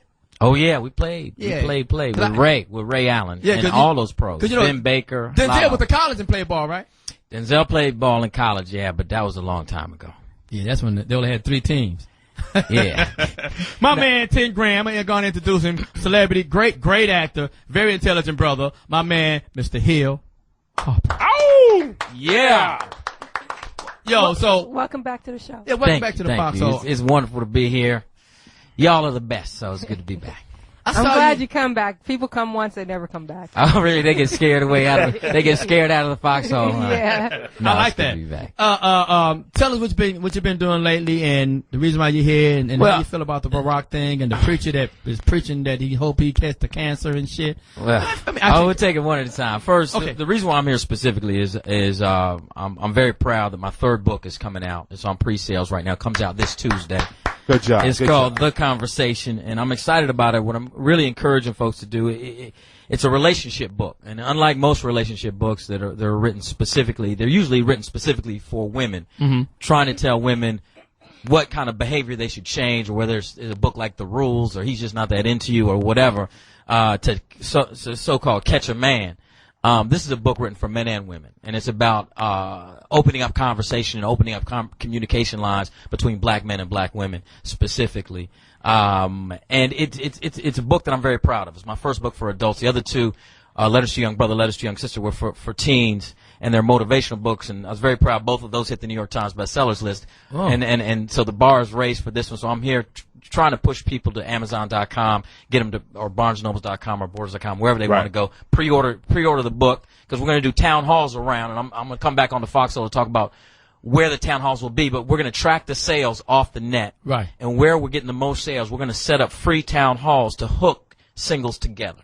And we're going to have these conversation meetings. Don't you think that'll raise unwed mothers in the city? Well, listen. You don't ever want to hook Johnny Mack up with a gang of females. Well, here's the deal. The book was spawned out of a very disturbing statistic. Yes. And that statistic is that in 1966, 84% of black children were being raised in two-parent households. You fast forward 40 years to 2006, that number dropped from 84% to 31%. Wow. And the vast majority obviously being raised by, like you just said, Johnny, single mothers. And so what's really going on when we have, and another disturbing data point, 70% of black professional women are single. 70% of black professional women are single. Only 31% of black children are being raised in two-parent households. What is going on between black men and black women? Well, what is going on? Well, you got to read my book to find out. I mean, do they got like a GED section for all this reading I got to do? I'm going to read your book because you so intelligent. Give us a few things people could look forward to in the book. All right. What do you want people to get out of the book? Well, you know, married. I want them to get married. I want us to get together. You know, at the end of the day, we have a great example of effective partnering in the White House. So, I mean, obviously, we're going to talk about the threats against the president. Y'all have already been talking about them. Right. You know, so let's take the Obamas as a case study. Right. Now, I've known both of them for about 20 years. Damn. Okay. And so, and let me tell you, I knew them before they were married, and I'll be very clear. Both of them are extremely intelligent. Right. Both of them are great and dynamic people. Right. But I don't think anyone will take issue with this fact that he would not be where he is today but for his relationship with her, and she would not be where she is today but for her relationship with him. Right. Now, they both would have been quite successful. Right. But together, they've reached this level. And I believe that a lot of the problems we see in our community have to do with the fact we're not partnering effectively. I agree with that. True. But I have a question. If I can pose this, to you. Like you said, like 70% of the children nowadays in single parent homes raised by the mother. Yes. Who's the fault for that? Well, I in the book, because you ask any woman, the niggas ain't shit. Yeah. And then a lot of I hear people, that all the time from my baby's mom. And then a lot of people are blaming hip hop, the lyrics, the culture. Well, here's the deal. What you're hitting on there is, I think the root of it is that it's not so clear that black men and black women are even friends anymore. Wow. What I heard in doing research for this book, and one of the chapters, to answer your question, one of the chapters is a chapter called He Say, She Say. Wow. And I was told that y'all had a copy of the book, so do you have it? Okay, cool. I'll read some of this. He said, yeah, the intern read it. This he didn't share it with us. This nigga in the back smoking a cigar and got his pants down. Come talking shit to us. In the men's room. This is real stuff that was said to me when I was talking, and it would come out first, and this trips me out. When I would talk to other people from other cultures, and I asked them the first things that they would say, what comes to mind when talking about someone from the other gender, a lot of the stuff was positive first. Right. I mean, we could get to the negative stuff, and everybody's got negative stuff. A lot of the stuff was positive, but while you're thumbing through that, I love the fact he said that we're not even friends anymore. Right. You know what I'm saying? And I think as a culture, as a race, I think that America nowadays is making it so, America is so impersonal. You know what I'm saying? Remember back in the day, you know what I'm saying? We can go down to our telephone company and pay our bill, and the lady knew you. You go to the bank, the motherfucking people at the bank knew you, or the gas company. Right. Nowadays, we don't even have people skills. So I don't think, just us as African Americans, none of us are friends. Right. So we forgot how to be friends. All the work that Moses did for God, at the end of the day, God called Moses his friend. Absolutely. And we don't even. Y'all didn't know I knew that. We don't even talk to each other. I even know Moses' last name, nigga. We don't Henderson? even. No, Washington. We don't even. Same thing. Moses Washington. His last name was Waters. We don't name even. Park. We don't even talk to each other. We're texting now. We're on the computer. There's Impersonal. no. It's very I have impersonal. a section in the book talking about sexting and all of that. It's so impersonal. But It is very. What page is that on? So this is. You look Right to it. on your cover. You look very distinguished. Well, thank you Do so you much. still have that outfit? I do. I'll give it to coffee. you. I can't wear it anymore. 'Cause I'm saying so we about I'll the send it to same you. size. We are about the same size. Yeah, I can put that. I can wear that. Yeah, and if you were a little dark, you'd be about the same complexion. as me. Mr. Carmel. Okay, here we go. I go to the tanning salon every Thursday. So this chapter is called "He Say, She Say, Who's to Blame?" And this is real stuff that was told to me. So first of all, he say black women are always angry, quote unquote. They seem to have a laundry list of unmet expectations, and it becomes a self-fulfilling prophecy. I'm just tired of paying the price for all the men in her life who've hurt her, disappointed her, or left her high and dry. He say black women have an "I don't need a man" attitude. They never let themselves be vulnerable enough to ask for help. Whenever we get into an argument, my ex-wife would tell me, "I don't need your ass." He say black women use pregnancy to trap men. My ex-girlfriend offered to go on the pill because we were monogamous, but I found out a few months later she didn't even start taking them. He say black women are sexually repressed. She won't go down on me. My ex acted like making love was a chore, like she was doing me a favor. He say black women let themselves go. When we started dating, my wife wouldn't let me see her unless she was wearing lipstick and heels. Now the only time I see her wearing makeup is when we're going to church or she's going out with her girls. He say black women are gold diggers. I was working in the mailroom of a law firm during grad school, and I asked one of the junior lawyers out to lunch. She laughed right in my face, loud too. He say black women always travel in packs. I'm too old to wait through a group of women to ask one to dance. She say black men are lazy. They expect black women to do it all, raise a family full time, and do all the housework. My man's got 2 degrees, but he always seems to get jobs that pay about 5 cents an hour more than minimum. He's an underachiever. She say black men are players. This man had me thinking he was a hot minute for marrying me. Then I find out he's juggling 3 other women besides me. He looked at me in the eye and told me he loved me. After he made love, he never called me again. Perfect. She say when black men become successful, they don't want to date black women. It's almost like white women having a white woman is a trophy, a prize for black male success, blah, blah, blah. She say black men don't take financial responsibility. My son's father is more concerned about buying himself new toys and gadgets than paying child support. She say black men are sexist and misogynist. If I hear one more black man referring to black women as a hoe or a bitch, I'm going to scream. Now, okay, this is stuff from real people's mouths, right. and it's the stuff that comes out first. No, go back to that. I want to attack some of that. Okay. I'm going to be honest about What, the blah, blah, blah part? Yeah. I thought it was Biz Marquis. He said, what's your name? She said, blah, blah, blah. I thought it was a vampire. This nigga's rapping at the same time. And I want to attack some of them. He says, she says. You know what I'm saying? No, I want you to read them, and I want to be honest, and I'm going to try not to joke about it. You want the category, you want the quote? The quotes that you was reading. This Okay, he say, black women are always angry. They seem to have a laundry list of unmet expectations that becomes a self-fulfilling prophecy. I'm tired of paying the price for all the men in her life who've hurt her, disappointed her, or left her high. Now, when you said that they have high expectations, I don't see nothing wrong with that. Right. I think that if I meet, for some reason I date a lot of lawyers. I don't even know what that's all about. Maybe because I need help with the law. But I look at a strong black woman and I see her. If I want to get with her, I say I gotta raise my level. Right. I gotta step my game up. I'm proud that a black woman won't let me be a minimum wage working motherfucker, or I need a ride, or can you let me pay my cell phone bill. I'm glad that the black woman don't tolerate that. Absolutely. So you're agreeing with me, but the point is that's not what's coming out of a brother's mouth. See, what you're saying is not, when I ask that question, that's not what's coming out. What's coming out is automatic negative about sisters. Right. Automatic from jump. Now, that dude you asked, no, this ain't no gay shit, was he attractive or unattractive? Because fat motherfuckers or unattractive dudes always got a negative outlook on beautiful females because they can't get that female. They said, like you said at one point, they said, black women got attitudes. I got an attitude. But perfect. I have a horrible attitude.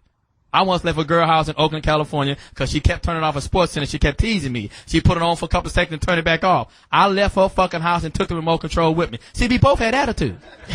Do you think a lot of these things are Now this bitch need a whole new TV. Do you think a lot of these things are just cop-outs or reasons for men to Amen. not man up or not to be in a relationship, that some of these things are excuses? I think that a lot of it are excuses, and a lot of it's fear-based. You know, for me, fear stands for false evidence appearing real. Wow. We in our community create a lot of false evidence that appears real. So we can say something that almost manipulate our surroundings to mimic what we say. So that's why we can actually create positivity or negativity. I believe that if brothers walked around talking about how magnificent women are, how smart they are, how beautiful they are, then you'll attract that. I do. Right. Now, if you walk around talking about, you know, women, you know, they always angry, they in bad moods, that's what you'll attract. I really believe it. And the flip side is true for sisters. If sisters walk around, which many of them do, I'm sure you've heard them call in here, saying there are no good black men out there. Can't find one. They're all either on the DL or they're in jail. That's it. If you say that, that's your reality. That's your reality. You are going to be alone. I totally agree with you. When women say that, I don't ever agree with that. And I want to add this to it. Sometimes maybe the young lady and maybe the relationship don't work out. That don't mean she ain't shit. And young lady, that don't mean you ain't shit. That is true. I really ain't shit. But you knew that when you met me. That's how I judge my women. You make bad choices. All these niggas in the club and you pick me? Out of all, Hill Harper, would you let your sister go out with me? No. Thank you so much. No. Nigga, I cheat on my goddamn self because I don't like the way I be treating me. Your right hand cheats on your left hand. So what do you they think? They do. But they both are moist. So Hill, what do you think are some of the solutions to build better relationships between men and women? Education. I don't think it's education. I think it's communication. It literally is. I really didn't mean that, but I'm glad you. Okay. It's really communication. We have to start actually having these conversations. This conversation we're having right now. Right. We have to have it cross gender, because what happens is brothers have it with brothers, you know, in our own way. Sisters have it with sisters, and they think, and women unfortunately believe they have a monopoly on the relationship information. Mm-hmm. They think the brothers never even think about or talk about it. We talk about it. We do it in our own way. We have to start cross-pollinating with the information. Okay, but what do you feel upbringing has to do with all of this? Upbringing has a great deal to do with it. I beg to differ. Okay, go ahead. You know why? Why? Because I'm grown now. When I was a child, I thought as a child. I didn't know nothing about a relationship. What did I know about a relationship? And I see my mother and father. My daddy worked construction. My mother was a school teacher. And they was cool, right? And they told me to do the right thing. But when I got old, when I got grown, I had to base my relationship upon me. Because those values, those things are gone. How my mother and father bought in the 1920s. Right. We don't live like that no more.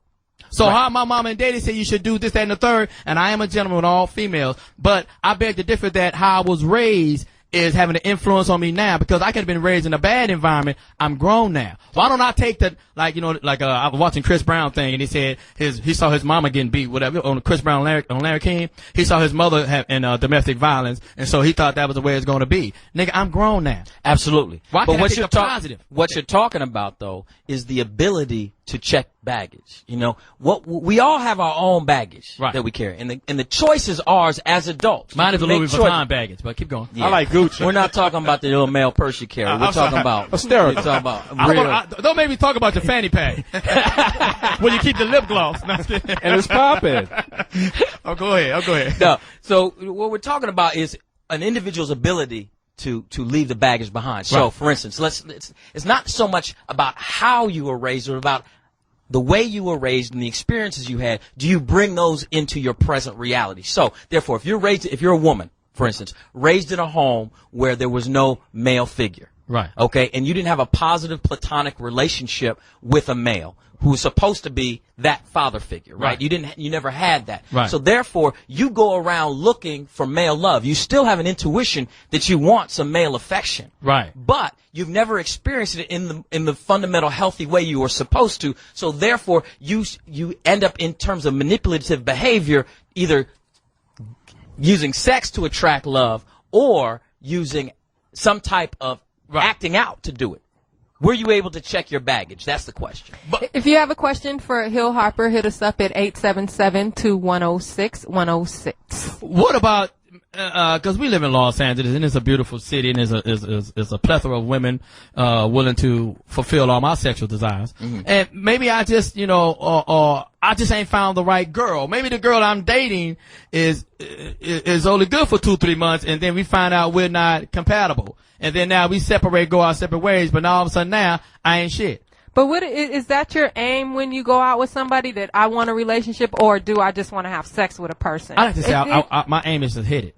Okay, then I don't think you would find a relationship if your aim is to just hit. Because if I went out, Hill Harper, and every girl I met, I want to have a relationship, I'd be so disappointed, and I would be heartbroken and hurt. So now I will have a scar or look at women in a different perspective, because I'm so used to the rejection. So I automatically think these women are going to reject me. When I go out with a female, I just want to go out with a female. I don't even have a plan. Anything can happen. Right. It really depends, though, and what we're talking about here is how big and expansive do you want your life to be versus instant gratification. You're right. Many people can go out and get instant gratification. You can try hook up here, hook up there, hit this, hit this, hit this. Right. That's not what we're talking about. We're talking about what is going to serve the bigger purpose of living a bigger, more expansive life. President Obama, when I knew him back then, could have chosen, you know what? Did you call him President Obama back then? No, because he wasn't President Obama. He wasn't even class president or nothing? He was president of Harvard. What did you call him? I know you had a nickname. Tell the truth. No nickname. Rock or something? Barack, and I call him B.O. Body odor. Yeah. But that was it. So here's the deal. Body odor. How great do you want to be? I want to be incredible. Okay, well, your best self is in partnership. The best version of you is in great partnership. That's true. And you're not going to find it jumping from vagina to vagina to vagina. Right. Because I do believe that women bring out the better qualities of a man. You know what I'm saying? She makes you, being in a relationship, they make you think. You know what I'm saying? Because now I can't do the everyday, average, normal shit. I have to be thought worthy of my significant other. And part of the problem that you just pointed out is that what I found in doing the book, that a lot of married men, it's not cool to talk about how good your marriage is. Wow. The vast majority. I don't know any married men that having a good marriage. That's not true. No, no, I don't.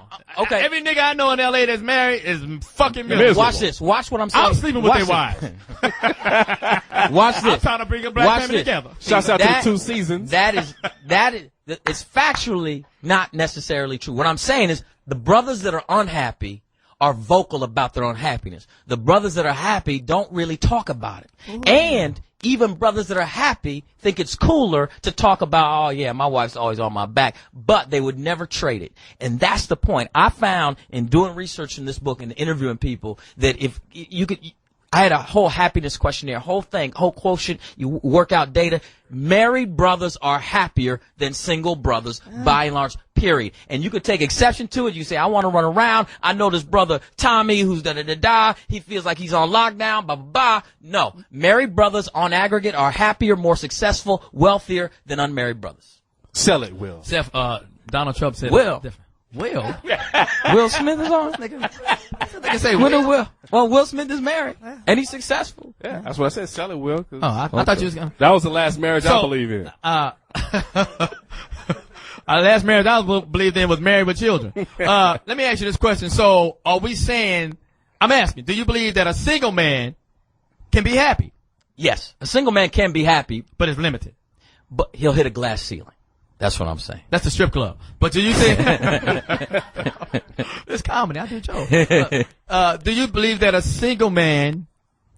Because as I'm hearing you talking, it's like, you know, can a single man be happy and still be successful? Because Barack was destined to be successful. He was no. He was. What happened to his other girl that he was in Illinois? I know she feel like shit right now. He was gonna be successful no matter what, but he was not gonna be president without partnership. I believe that.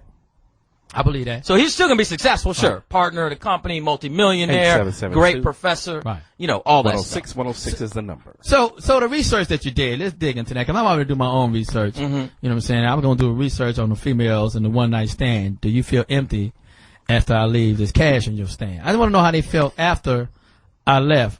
Are they relieved? Are they already scared that they may be pregnant? Because I do go raw from time to time. That's why I get an age checked and let them know that I can be unprotected. Anyway, do you believe that I'm just being serious. Sell it, Johnny Mack. Sell it. I'm just serious. Do you believe a woman can be single? Yeah. And happy?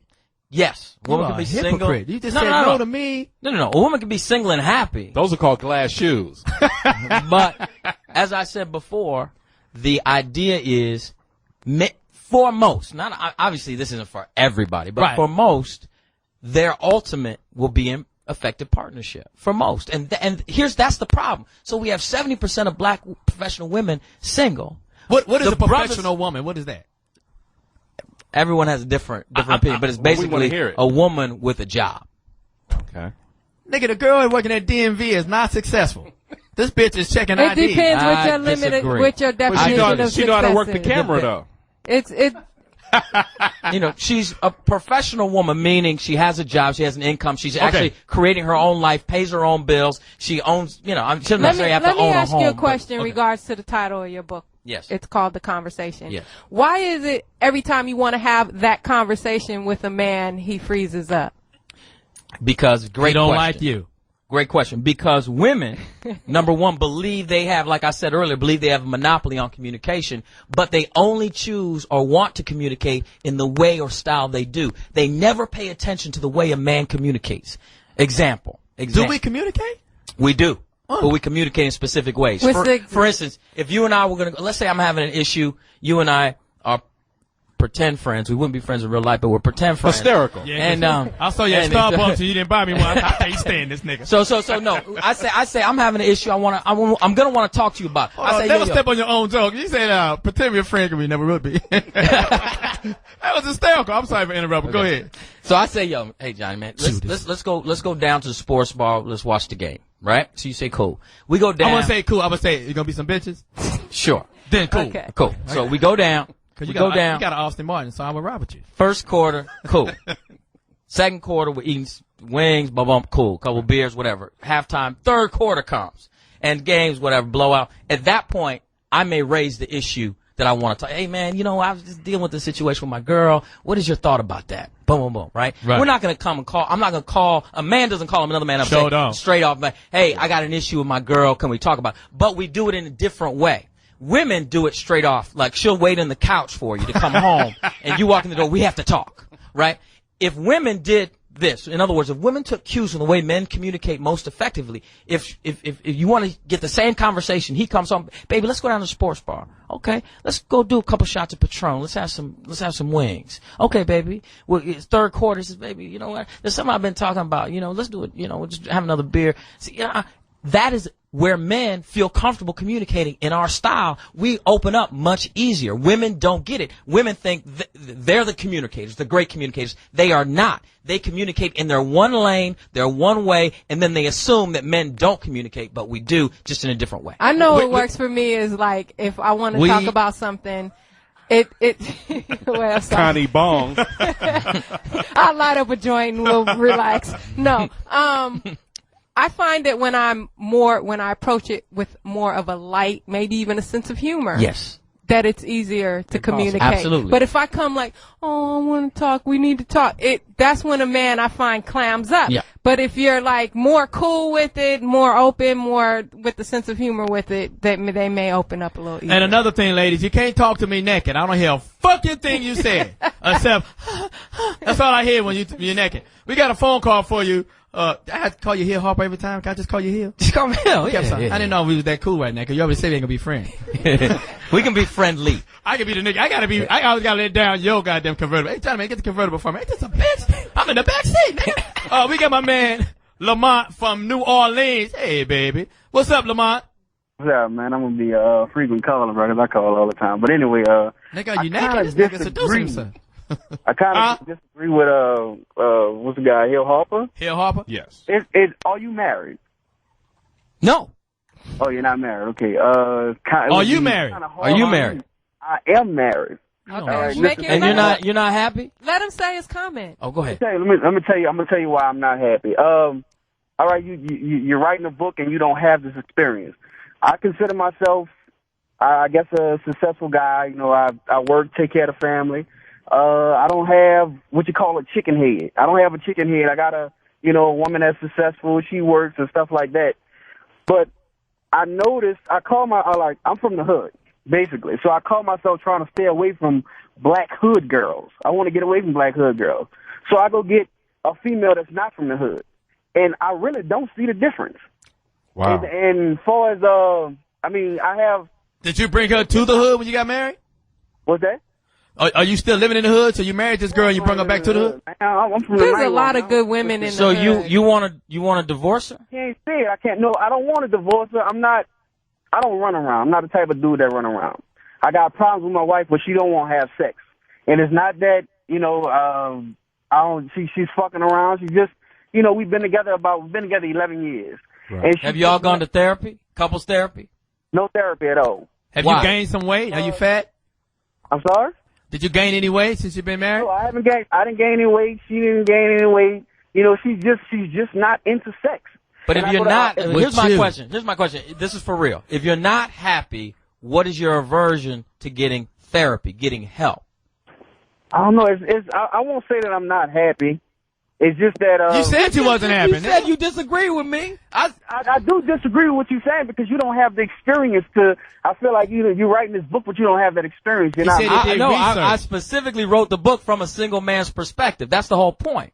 And from a single man's perspective, that gives me the marriage and relationships. How So the idea of the book is the idea. I have a plethora of women that I could choose from. That means a lot. It means a whole bunch. He didn't learn that in the hood. Throwing it at me all the time. And the question is, so people look at my life and say, damn, you got so many women, beautiful models, actresses, millionaires, the whole nine, Groupies. right? So you must be happier, single, as a single man. So I dove in and did the research and realized, as good as my life may seem, the best life I could be is in effective partnership. Does that make sense to you, brother?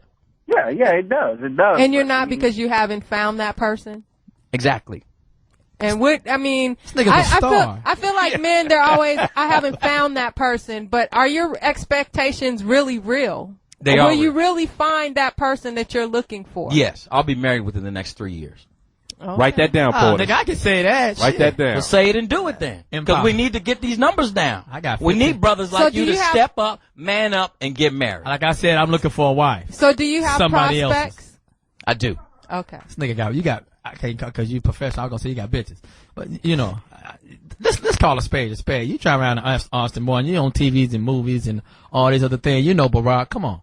Tell the truth. You got models and everything looking at you. The girls in here, before you got here, they was all looking at me. You showed up, and ain't nobody even eyeballing me.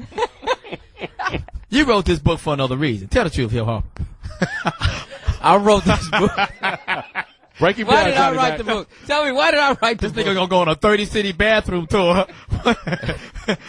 Why did you write this book? Let's tell the truth. Why did I write this book? Yes. Specifically, because I didn't want to sit by and watch the extinction and destruction of the African American family. Now I can't, you know what? You don't even got to I can't even tell a goddamn joke off of that. Because that's what we're watching. And we all are bearing witness to that right now. I don't want my kids 30, 40 years from now to say, you stood by and were silent, and you watched the numbers dwindle from 84% to 30% to 10% of kids being raised in two-parent households. But what about- we are witnessing the destruction of the black family. But I will. That's what I will say about Michelle and Barack Obama. They have inspired. Even I have thought about marriage and stuff. They have inspired to me the black family. I look at these two cats and it's like Barack and Michelle. Like it's a beautiful thing to be married and raising a child or children or whatever Right. case may be. There's a chapter. And hopefully your child don't act ugly in the Walmart and get slapped. We're gonna go to Poetess right now. You missed that. No, go. We're gonna go to Poetess right now with our Bud Light read. Quiet on the yard. Beauty is reading. Fridays just got even better thanks to your friends from Bud Light and Bud Light Lime. Listeners 21 years of age and older now have the opportunity to visit foxhole.young-america.com. That's foxhole.young-america.com to answer the Bud Light question of the week. Submit an online entry and answer the question. You'll then have the chance to win beer for a year where legal. You heard that right, Bud Light and Bud Light Lime for an entire year. Winners will be selected each Friday through December 18th. Light and refreshing Bud Light and Bud Light Lime enhance good times with friends, and if you're a lucky winner, you and your friends will have a reason to celebrate. So get up on your Bud Light and Bud Light Lime facts and visit the foxhole.young-america.com to have a chance to win beer for a year. No purchase necessary. Open to U.S. residents except California residents 21 or older. See official rules for details. Game ends December 17th. I have a question, Mr. Hill Harper. Yes. I was reading some of your stuff, and that's why I put the mister on it, because you're so distinct. When we say that it's no longer a two-parent household, that the mother and father are not together, does that mean, are we automatically assuming that the man is not being active in that child's life? Or because I don't live with this child and her mother, is that still considered a single-parent woman? No. Okay, well, break it down to me, because what they do, you know, I was a bad father all these years. When they come up with these data points, obviously they use whether the male is present in the household as their number one data point of being raised by a single parent. But they also try to step back, you know, because these aren't my statistics. These are statistics that were gathered by other people. Do you believe in the statistics that you're reading? Well, you know, what we're seeing. What did Mark Twain call them? Lies, damn lies, and statistics. You see, there are three types of lies. I would love to believe that the data points aren't true. I would love to believe that. But what you see is when I go, you know, I speak at schools all over the country. Impossible. High schools, middle schools, colleges. And I always ask, how many people were raised by a single parent? But when you ask that question, they automatically think we say single parent, that because me and my mom is in this house. But the dad may be an active part. Yes. You know. And then I asked the next question. How many of you had both parents who are active participants in your life? And you'd be surprised that the numbers of hands, they just don't go up. And you know, we love to put, and all the time, I think we always run when something doesn't feel right, and it seems like we have to step up, and we've been silent about an issue, that we're like, no, it can't be true. It's not that bad, because I have this one example where the man is in the house, but he just doesn't live in the house. He's the father. He's really the father, but he just doesn't live in. And yeah, those examples exist. And I'm not saying that they don't. Right. And there's some great fathers out there where the mother and father just couldn't get along. Right. Right. Absolutely. But the vast majority is not what we're experiencing, and we're seeing the results right now. We're going to take a break and come right back, because I got 1,000 questions. And we as men, we that are men, that are parents, and maybe we don't live or do live with the children, we're going to step up and be. That's what I love about Barack Obama. He has inspired me to be a better father. I pay for my daughter's private school lessons all in fives at one goddamn time. Shouts out to the niggas about we. We're going to take a quick break and come right back. Got to remind everybody, come hang out with us tomorrow in Atlanta. Go ahead. At the Asia Restaurant and Bar from 4 to 7 p.m. Yes. We'll be broadcasting all the way live with special guests and special prize giveaways. So come check us out. And y'all can really get at Johnny Mack. I'll be there live in the flesh. And I know some of you people in Atlanta got a whole bunch of questions. And in fact, somebody Twittered and said, Johnny, you should check out the blue, what is it? The blue, some club. I'll get back to you. Yeah, we get back after break. I'm doing a book signing at that club a week from Saturday. What club is that? Blue. Club Blue? In Atlanta? Yeah, in Atlanta. Oh, okay. You should take me on your book signing tour. Because your hand may get tired. I can sign your name here, Harper. If I took you on my tour, I'd lose a lot of my credibility. Hysterical. Yeah, but your bitch count would be sky high. We'll be right back. Call in to 877-2-106-106 and ask the accomplished Hill Harper all their questions. The man is in movies, TVs, writing books. It's his third book. He went to law school, got a degree, everything. Only degree I got is under my arm. I'll hold you right back. The place called Blue Flame. Yo, we're back. What he done? What is this right here? This shit is banging. We back with the incomparable Mr. Hill Harper. What's up, everybody? Very intelligent young man. Check me out on Twitter. Go to twitter.com/Hill Harper. I just posted a tweet saying I'm on at Foxxhole, which is the Twitter address for Foxxhole. So, so we're loving that. So start following me on Twitter, because we're going to be traveling around the country doing town halls, hooking singles up, getting folks together. It's going to be a good thing. I asked Hill Harper a question when we wasn't on the air. And by the way, he has a new book out called The Conversation. The Conversation. You get it at Amazon.com, BarnesandNobles.com. It's a relationship book, and I'm very proud of it. I'm very proud of it. In fact, Essence Magazine has chosen it. It's the first nonfiction book ever chosen by Essence Magazine as their book club must read. What? And can I purchase this in the porn store? You can if there's a computer there. You gotta have it everywhere, Hill Harper. Maybe that's where I do my reading. There is a section on porn in the book. That's right. On page 132. That's right. I don't know if I would let TDP read it or you. No, let Hill Harper read it. Okay. I've been drinking Bud Light. Yeah, he only read in Braille. Raise your body. Okay. a few years ago, I started a romantic comedy called Love, Sex, and Eating the Bones. In the film, my character I saw that. is addicted to porn. I saw that. He falls in love with a professional sister who's celibate, and so in doing research for my role, yes, I did research. I found many people enjoy porn. Did you? I found that out. That's disgusting. But you know what? They hated to use the word. They didn't like using the word porn. There's a lot of people out there, they don't like to say they enjoy porn. They like to watch sex DVDs. I call it a nature film. And so, human nature. What's interesting about this is that when I was doing and asking women particularly questions about this, there were a lot of stories where women were saying that they felt hurt when they would see their man or catch their man or find that their man use porn because they felt somehow it suggested some inadequacy. So let me go through what we say in the book. No, it doesn't. No, it doesn't. No. Listen, if you discover that your man is into internet porn or DVDs, here's what it does not mean.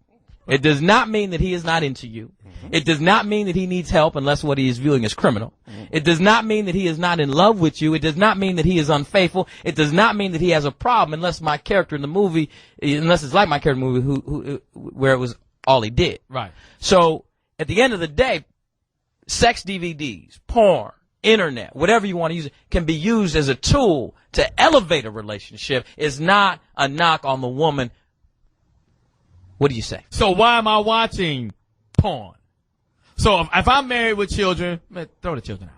If I'm married, yes, to a beautiful African-American female, yes, and I feel the need to watch porn, yes, isn't that because something is lacking? No.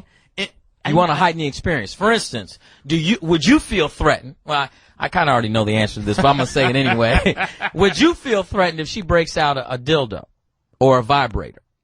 Before or after? During, before, after, doesn't matter. During, I might feel a little bad. Like, goddamn, bitch. I would think after, because that means you didn't complete the job. But who cares? I'm finished. Yeah. She got to go wipe up, not me. Me personally, as a woman, I'm not offended when a guy watches porn. In fact, I would watch it with him. Because you in it. And that's the Your point. Your real name is Pebble. That's the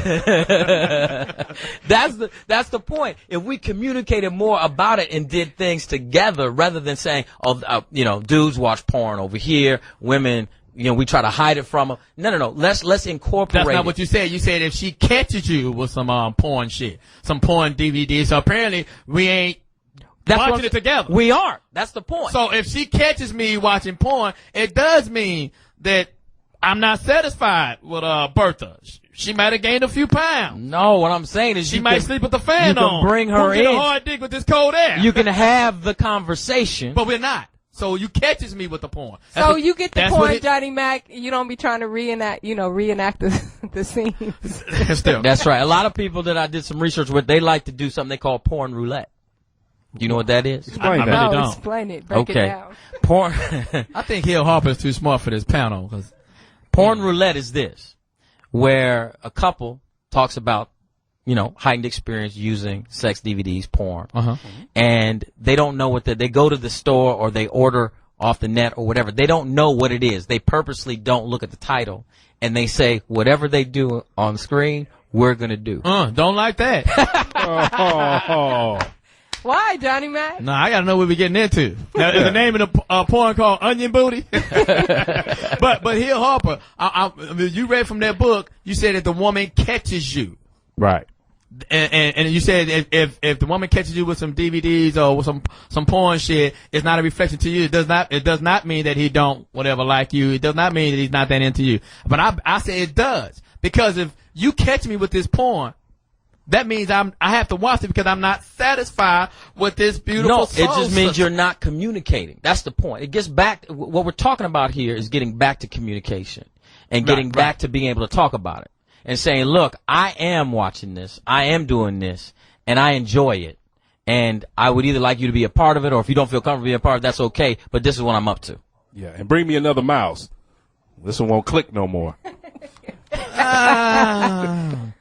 So, now, if it was the people that you researched, were these married people? It was all over the map. I purposely interviewed hundreds and hundreds of people. Some have been married 60, 70 years. Some have been not married 2 years, 1 year, a few months. Some have been unmarried, singles, divorcees, parents, all over the map. Had a huge O.J. range. Simpson. So what do you think? Okay, there's the divorce rates are high. There are people getting married, but they're not lasting long. No. So what do you say to that? Well, a lot of the folks who had gone through a divorce said a very interesting thing. They said that, and it was amazing to me that it trended this way. They said that a period into their marriage, they didn't know the person that they had married. And that was men saying that about the women and women saying that about the men. Meaning they believe that they married someone's representative. Right. They didn't actually marry the person. And it took them, there's one brother that said it was 3 years into his marriage and he realized he didn't even know who his wife was. Did not even know. And he learned all these things about fucking the Riddler? What was going on in his marriage? Because people be infatuated a lot of times or live in a fantasy. They live in a fantasy. They also put out an image that's not really truly who they are because they're afraid that if the other person really knew who they were, they're afraid that the other person wouldn't want to be with them or marry them. So we send our representative first and we play this role, and it just takes time once you're living together and all that stuff falls I may be away. both of those people. You know what I'm saying? Like when I go out with females, I'm the funny, energetic guy that likes to drink. But when I go home, I actually read, this is going to sound crazy. I listen to gospel music and I read my Bible and all this. Hey, I love smoking North Fox. I hope you don't do all of that at the same time. Well, it's 7 days in a week. But then when people come by my crib and they were like, I didn't know Johnny Mack, he was like this. I'm like, it's two sides of every coin. When I'm out in public, there's a side, there's a Johnny Mack. But when I go home, there's a different Johnny Mack. There's a soft, sensitive side. I am sensitive. I'm gonna let you know right now, I'm sensitive. Don't say shit about me because I take it home and I sleep with it and I be like. And then you start crying? I don't really cry. Oh, okay. So you eat 3 corn chips and watch Gandhi? Yeah, I don't really cry. But I do watch Gandhi. We got a phone call from my man from the ATL. His name is Cortland. What up, Cortland? What's up, brother? What's up? Shit. 06 to my Alpha brother, Hill Harper. Thank you, brother. I don't know what that is. Alpha Phi Alpha Fraternity Incorporated. That's correct. That's a fraternity, like yes, Greek? Yes. They started their fraternity because back in the day, in the Greek days, they were homosexuals.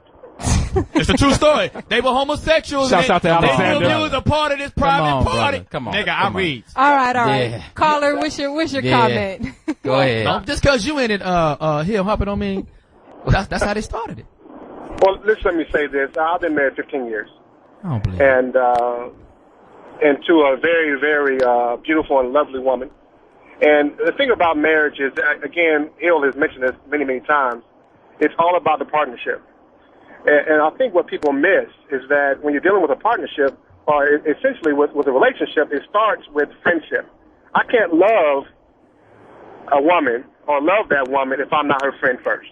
And it's that friendship, it's that foundation that gives you so many things to build on, And without that, you're not going to have a successful marriage. And the thing about a partnership, there's certain rules and regulations that you're going to have. And what my wife and I decided when we first got married, divorce is not an option. And once that was off the table, you work out your grievances, you work out the things you disagree about, you work out the problems. Because at the end of the day, we're still going to be together. Right. And that's the problem with some of the African American families and young folks today is that they think that everything's a quick fix. If I don't like you anymore, I can walk away. If I'm tired of this video game, I can turn it off. And everybody wants this instant gratification. It's not that. We got to get away from that and realize that marriage is a sacred institution, and that if we want to survive as a culture, we've got to dig deep and work out those issues that push us apart from each other. Absolutely. Brother Cortland, question. Great. What would you say that I completely agree. What would you say on aggregate that you are happier, more fulfilled, and more of a man? What was that word? Happier, more fulfilled, and more of a man. No, you said like aggregate. On aggregate, exactly. In total. Oh, okay. When you look at your life. Because that's a word we ain't never heard, so we fucked this up with that. See, this is what's very interesting. You all try to pretend I never heard that word in my life. that you're ignorant. But you're not ignorant. You're brilliant. I am. You're brilliant. That was a beautiful word. I know, but you've heard the damn word. No, I promise. Yes, you have. I promise. Ain't nobody ever took me that word yet. Okay, that's just not true. I don't play Scrabble on the weekend. Don't pretend. See, this is the problem. Brothers pretending that they're stupider than they are, and it makes young brothers who maybe don't know the word feel like, yeah, see, I don't need to know the word. These brothers know exactly what I said. I do. The listeners. So don't be fooled. Right. Do not be fooled. Don't be fooled. I'm a genius. Exactly. So, Brother Corley, tell on aggregate in your life, would you say that you are happier, more fulfilled in partnership with your wife? Period. Would you say that? Would you agree with that? Oh, is he gone? His wife took the phone. Oh, no. Nigga, don't you ever say how long we been married. Made me burn my cornbread. Is he back? No, he's laughing. I agree with you, and getting married is the best thing I've ever done. Thank you. Decision I've ever made. Thank you for saying. That's one guy. I believe. You know what? I believe in marriage. I think marriage is a great, beautiful thing, and I think, like my man said, it should not be taken lightly. You get into a marriage and thinking it's me and you, sweetheart, to death do us part. I believe in it. There's nothing Johnny, wrong. And listen, I'm not trying to romanticize the idea of marriage. I'm not up here doing that. It is beautiful. I'm a single dude. So I'm not trying to romanticize it and say it's all roses and everything's hungry. All I'm saying is that if we look around our community, right, and we look at how we're huge amounts of debt, right, in terms of we're the highest debtors per income, per dollar earned, we hold more debt and owe more on credit cards than any other per income distinct cultural group. Number one. Right. Number two, we, in terms of our own health, high blood pressure, heart disease, diabetes, we can go down the line.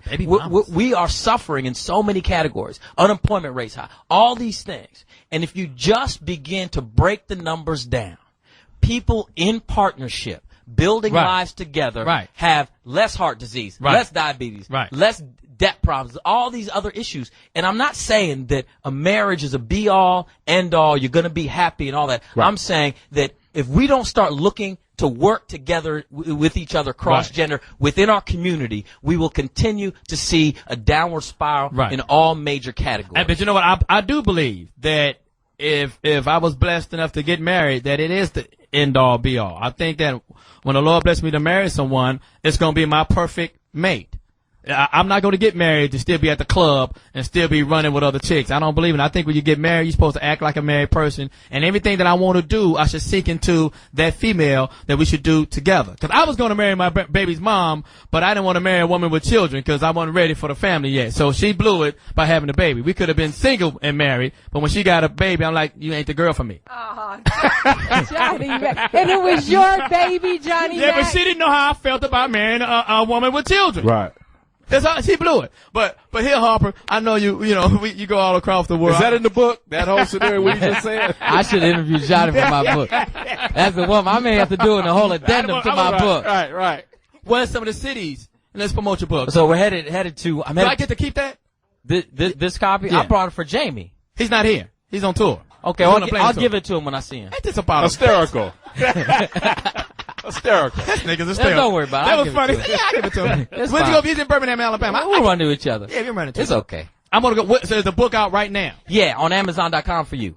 Amazon.com. Yeah. But I can get it at Barnes & Noble. Barnes & Noble, you get it at Barnes & Noble. Boards. All seriousness, the book comes out in stores this Tuesday, September 8th. Now, you can get it now on pre-sales, 32% discount on Amazon.com, BarnesandNobles.com has a discount, and Borders.com. And so I'm asking people to build the pre-sales because we're going to track our pre-sales online to where the purchasers will come from to do these free town halls where we want to hook people together, do some singles, mingles, the whole thing. Now, you going to have a town hall in Los Angeles or Sherman Oaks? I will do one here in L.A., yes. Yeah. It's not on the schedule yet. Now, the first one's going to be in Charlotte, and that is on Wednesday the 9th.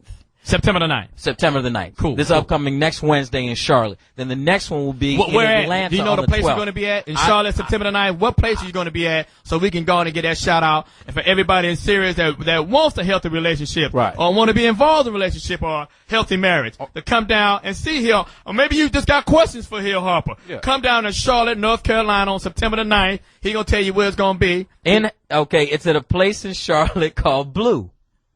Okay. What the fuck is up with these blue places? It's called Blue in Charlotte. So we're going to do that Wednesday night in Charlotte. Then we're going to be in Atlanta on the 12th. September the 12th. which is a Saturday, and that's going to be big. And where's that going to be at? What place is that? I don't know. I'm trying to get people down. And we're going to be in Atlanta tomorrow at Asia's But here's the Restaurant deal. and Bar. Get me on Twitter.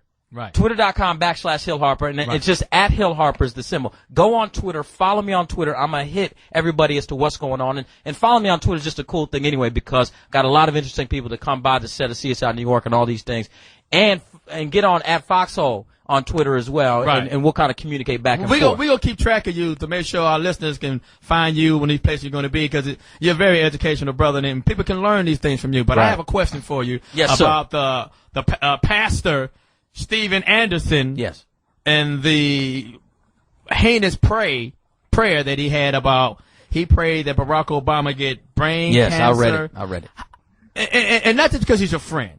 You know what I'm saying? Just the whole thought of a pastor praying this. What's your take? And also because he's your friend. You know, how do you feel? Did this hurt you? Or did this concern you in any manner? It concerns me like you wouldn't believe, because what happens is that saying things like that gets into crazies' heads and gives them permission to show up in their minds, gives them permission in their minds to show up at a speech or an event and do something crazy.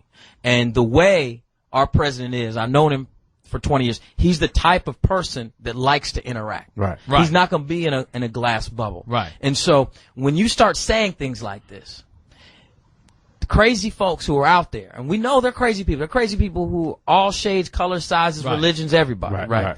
They take it as, I got to do something about it. I'm going to do something. I'm going to act on this. And it's just so incredibly irresponsible. I can't even begin to talk about. Is it against the law to say those things? Is that against the law?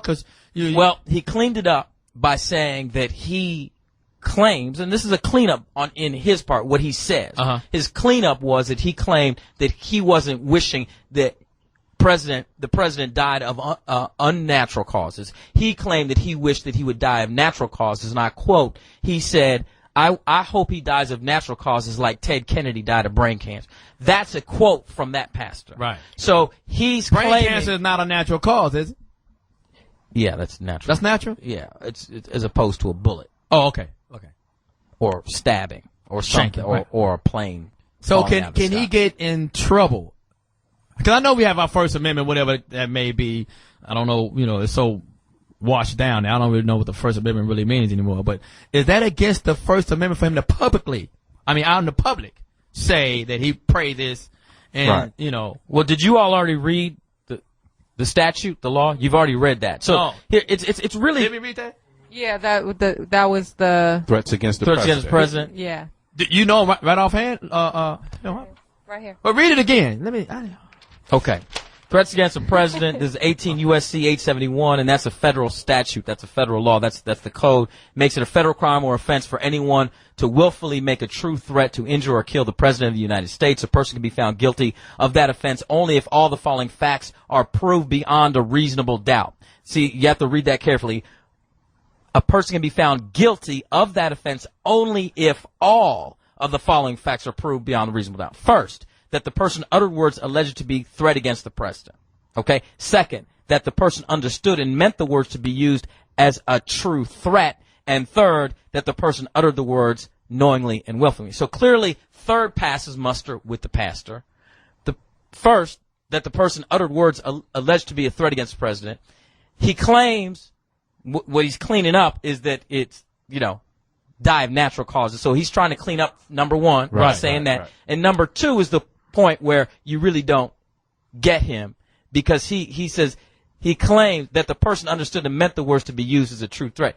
He claims that he didn't mean them as a true threat. Again, he's trying to clean it up. He's just saying that he prays for it and hopes for it, but that's praying and hoping is not threat. That's his claim, particularly as someone who's in church. So I'm not saying he's right, but I'm saying that I want the motherfucker to go to jail. That's what I want to happen. I want him to be praying on the D block with Blowjob Bubba and Harry Handjob. I want to be in the same goddamn block with him. So, have you talked to Barack about this? Probably not. No. I haven't spoken to him about it. You know, this is he don't hear this type of no. You have to understand. We had spoken, and things had come up on conference calls during the campaign, because you have to know one thing that, you know, no one ever talks about this, but I'm so proud of him. During the campaign, he received so many death threats. Right. You would not believe, but he would never, ever. Sometimes it was discussed on some conference calls, but he never discussed it publicly or with the media, because he never wanted to seem like he was attempting to use the threats for political gain. Right. And so he is such a man of high character. Right. You know, he really is. Yeah, I've known him for 20 years. He's a man of extremely high character. Right.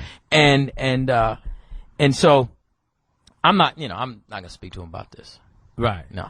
Well, yeah, I don't know where I was going with that, but I just don't like the fact that a pastor, I don't go to church that often anymore, but I think that if you preaching, you're supposed to be representing God.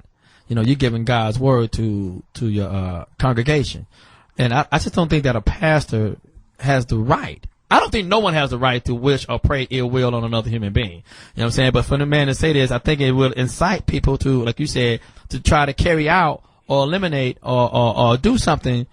And I'm quite sure the Secret Service is all up on this situation, whatever, but it's still dangerous, because you and I both know that, you know, if someone wants to do someone harm, it can happen. Right. And that's the scary thing. Right. And so it's just like when we talk about the right to life fight and the doctor that had been performing abortions that was killed out in front of his clinic. Right. The person that killed him said he did it because of God. That's right. And so what's so dangerous about what you're saying is that as soon as a pastor or someone starts using God, that's right, as if it's potentially convincing someone that it potentially God's will for harm to be done unto this. And we could talk about Islamic fundamentalism. You know, they use the same argument to do harm in that regard at times. And that's just as extreme. So it's not just about Southern Baptists. So, yeah, we got to wrap up. We're way over our time. Once again, Hill Harper, tell us about your book, the name of your book, and where we can find it. The book is called The Conversation. It's an entertaining, fun read, y'all. It's hopefully dealing with the roots of the issues of what's going on in our relationships. It's written from a single man's perspective, my perspective. I talk about my own life, my own dating, and I research with other people. I'm on Twitter. Twitter.com/Hill Harper. @Hill Harper is the symbol. So come follow me on Twitter, please. I'm going to be coming to a city near you. So come out and say hello to your brother, and let's get hooked up out there, y'all. Hey, Hill Harper, I'm gonna be honest. Wherever you at is in the area, I'm coming. Please come, because there's going to be a lot of single women there, and we're going to be able to straighten you out. Right. And so I'm coming. Also go to The Conversation Online if you want a direct link to the book. It's www.theconversationonline.com. Go there, check it out. We love y'all. Any movies or TV shows you got coming out? We're still doing CSI New York. We're in season 6 shooting. We premiere September 23rd. Is that the Wednesday coming up? I think it's the 23rd. Yeah, we premiere September 23rd. It's going to be a great season. They're finally going to give my character, Dr. Hawks, a love interest, maybe because they knew I wrote a relationship book. Is it a sister? Yeah, I'll make sure of that. That's right. There's no doubt about it. I am going to have input as to who gets hired for that job. And I loved you on The Sopranos. Thank you so much. Who do you think should play my love interest on CSI? Can I be honest? Yeah, be honest. I think it should be somebody new, an undiscovered talent. Who? I don't know. I said an undiscovered talent. Right. And I got some girls I can send your way that, you know, they're very attractive. Some of them are really good actors. I think that we should open up Hollywood because if you look in the other side of Hollywood, they always got some new people coming out. Right. So I think you should go find you a new, talented female to be your love interest. So just do wide open call audition. You goddamn right. Let's do it. We'll announce it on a Foxxhole. I'm gonna be your casting director. No. Because I don't want to be up on lawsuits. Be like, hey, we're gonna do a private rehearsal, girl. I have ends with Hill. This is a topless audition. That's right. I know this is a TV show, but don't worry about that. Don't mind the videotape of your skirt. That's just how we do. We want to see if you're comfortable with the role. Hysterical. You got any films coming out also? No. You know what? I've been so busy doing CSI and doing the books. I haven't shot another movie in a while, so I'm ready to do another film. Man, you're very talented. I've seen a gang of movie that you was in. I saw the one about the bones, and I saw the Half Plenty. I want to talk about that later. I saw the He Got Game and all this kind of stuff. Hey, sometimes, you know, we don't make it. Yeah. Fox did Stealth. We'll talk about that later, too. TDP, tell them who you are and where you're going to be, Playboy. I'll be in the ATL tomorrow at Club Asia Restaurant in Buckhead. So we want everybody to come out and check us out. And I want to give a shout out to the first grandmother of the United States, Marion Robinson. Yeah, so y'all didn't know that. So I sure didn't. Exactly. That's what I'm talking about. So be in Atlanta. Jackie Robinson? No. We'll be in Atlanta tomorrow. Asia Restaurant, Bar and Grill, right? Am I right? Am I saying Restaurant correctly? and Bar. Restaurant and Bar. You packed already, TDP? 3500 Lennox Road. Man, they charge you for bags. I'm just going to put my clothes in my pocket. I'm going to wear all my shit at the same time. So I get to Atlanta, I'm going to go one by one, peel off shit. Don't worry about I weigh 220 pounds, bitch. Catch me tomorrow, I'm down to 185. Poetess, where you going to be? Tell everybody. I'm going to be in the same place, the ATL at Asia Restaurant and Bar in Buckhead. And I want to invite everybody to check me out on Facebook on my fan page, The Poetess. I do respond to our listeners and people who appreciate us. I don't. And this is Johnny motherfucking Mack. I want to thank a big shout out. Thank Hill Harper for coming down. Showing light. The bad part about Hill brought one book, and I'm going to see if I can squeeze 2 or 3 pages. That's Jamie's book. Foxx ain't read. You see the movies he done. I'm a squeeze a motherfucking book. Are you going to read it and get some use out of it? Can I tell you something? Mack? I do read. I read. People gave me. What about the second part of that question? I even read Bernadette Stans gave me a book. I read that. Remember that book Thelma gave us? I read it. I will. That's her name, right? He said Thelma from Good. Hey, whatever her name John, was. you know what? You've convinced me that you have potential. I thought you were going to give me a book. Nigga, No. That's what I'm saying. That's what I'm saying. You know what? I can read it on the plane. I'm not going to give this book to Jamie. Thank you. I love Jamie. Right. But you know what? I'm going to sign this and give this book to you because Wow. I believe within the next 5 years after you read this book, you are going to be happily married, living at your highest level of vibration. And I'm going to read that book on the flight tonight. I promise. Fantastic. I'm going to read it. Now, Fantastic. You got any pictures in it? No pictures. I got to know how much I'm reading. I don't know if all the pages got word. Well, you going to turn it into a coaster now. No, I'm going to read. I'm going to promise. I'm going to read it tonight. So read it and then get on my Twitter and give me a comment about it. And put it, at Foxxhole on there. I'm going to read it tonight. And, of course, Johnny Mack is going to be in the ATL at Asia. He went shopping, y'all. Oh, man, I got some motherfucking outfits, nigga. Whoa. Yeah, I went bought a gang of shit, nigga. I'm clean. I bought new drawers, T-shirts, everything. That's what I'm talking about. I bought new underwear when I'm going somewhere. You know what I'm saying? I'm always traveling, so, I'm always got new stuff. So, ladies, you can get it brand new. I'm going to be at Asia. You think you're going to hook up while you're there? Oh, nigga, what? I have so many one-nighters, they call me Stan. That's my job. I'm going to be down there at the same spot, Poetess, Claudia, TDP, Louis Dix. We're going to all be down in Asia. Come out. We got some very special celebrity guests. And after I finish performing and doing all my comedy over in Asia, I'm going to go to the Blame It Tour. Jamie Foxx is doing a concert. I'm going to go down to that tour. You got tickets? Don't worry about my life, Poetess. I'm going to be at that concert Saturday and Sunday. So come join us at all the events that we're doing in the ATL, at Asia, and what's Jamie Foxx thing is going to be at? Jamie Foxx's thing is going to be at... The Blame It Tour. Come join us all, and let's go... Wait. It's going to be at Chastain Park. Chastain Park. Let's make Hill Harper's book Number one. I want conversation, you to have 3 books on the fucking top seller list. I'm going to make sure that I'm going to plug this book so many times. The Conversation. The Conversation. Amazon.com. And Barnes & Noble. Barnes & Nobles as well. And I'm coming to the sit-in and everything. And porn is on page 132. Bam! I'm going to start at page 132. Yeah. Be the Foxxhole. Everybody in the ATL, we're going to see you tomorrow. God bless you all, except for Stephen Anderson. Everybody else, I wish you a happy, great, safe Labor Day weekend. Labor Day weekend. I've never done no labor, but I wish everybody out there who laboring in America a safe Labor Day weekend. No drinking and driving, because you might spill your drink on your barbecue, and that's to fuck the whole flavor up. Be safe out there. If you ain't got nowhere to go, stay at the crib. Let's be safe and be sound. I don't want to hear everybody back here Friday here at the Foxxhole. I'm going to see you Saturday. I'm out of here. Love y'all. Hey.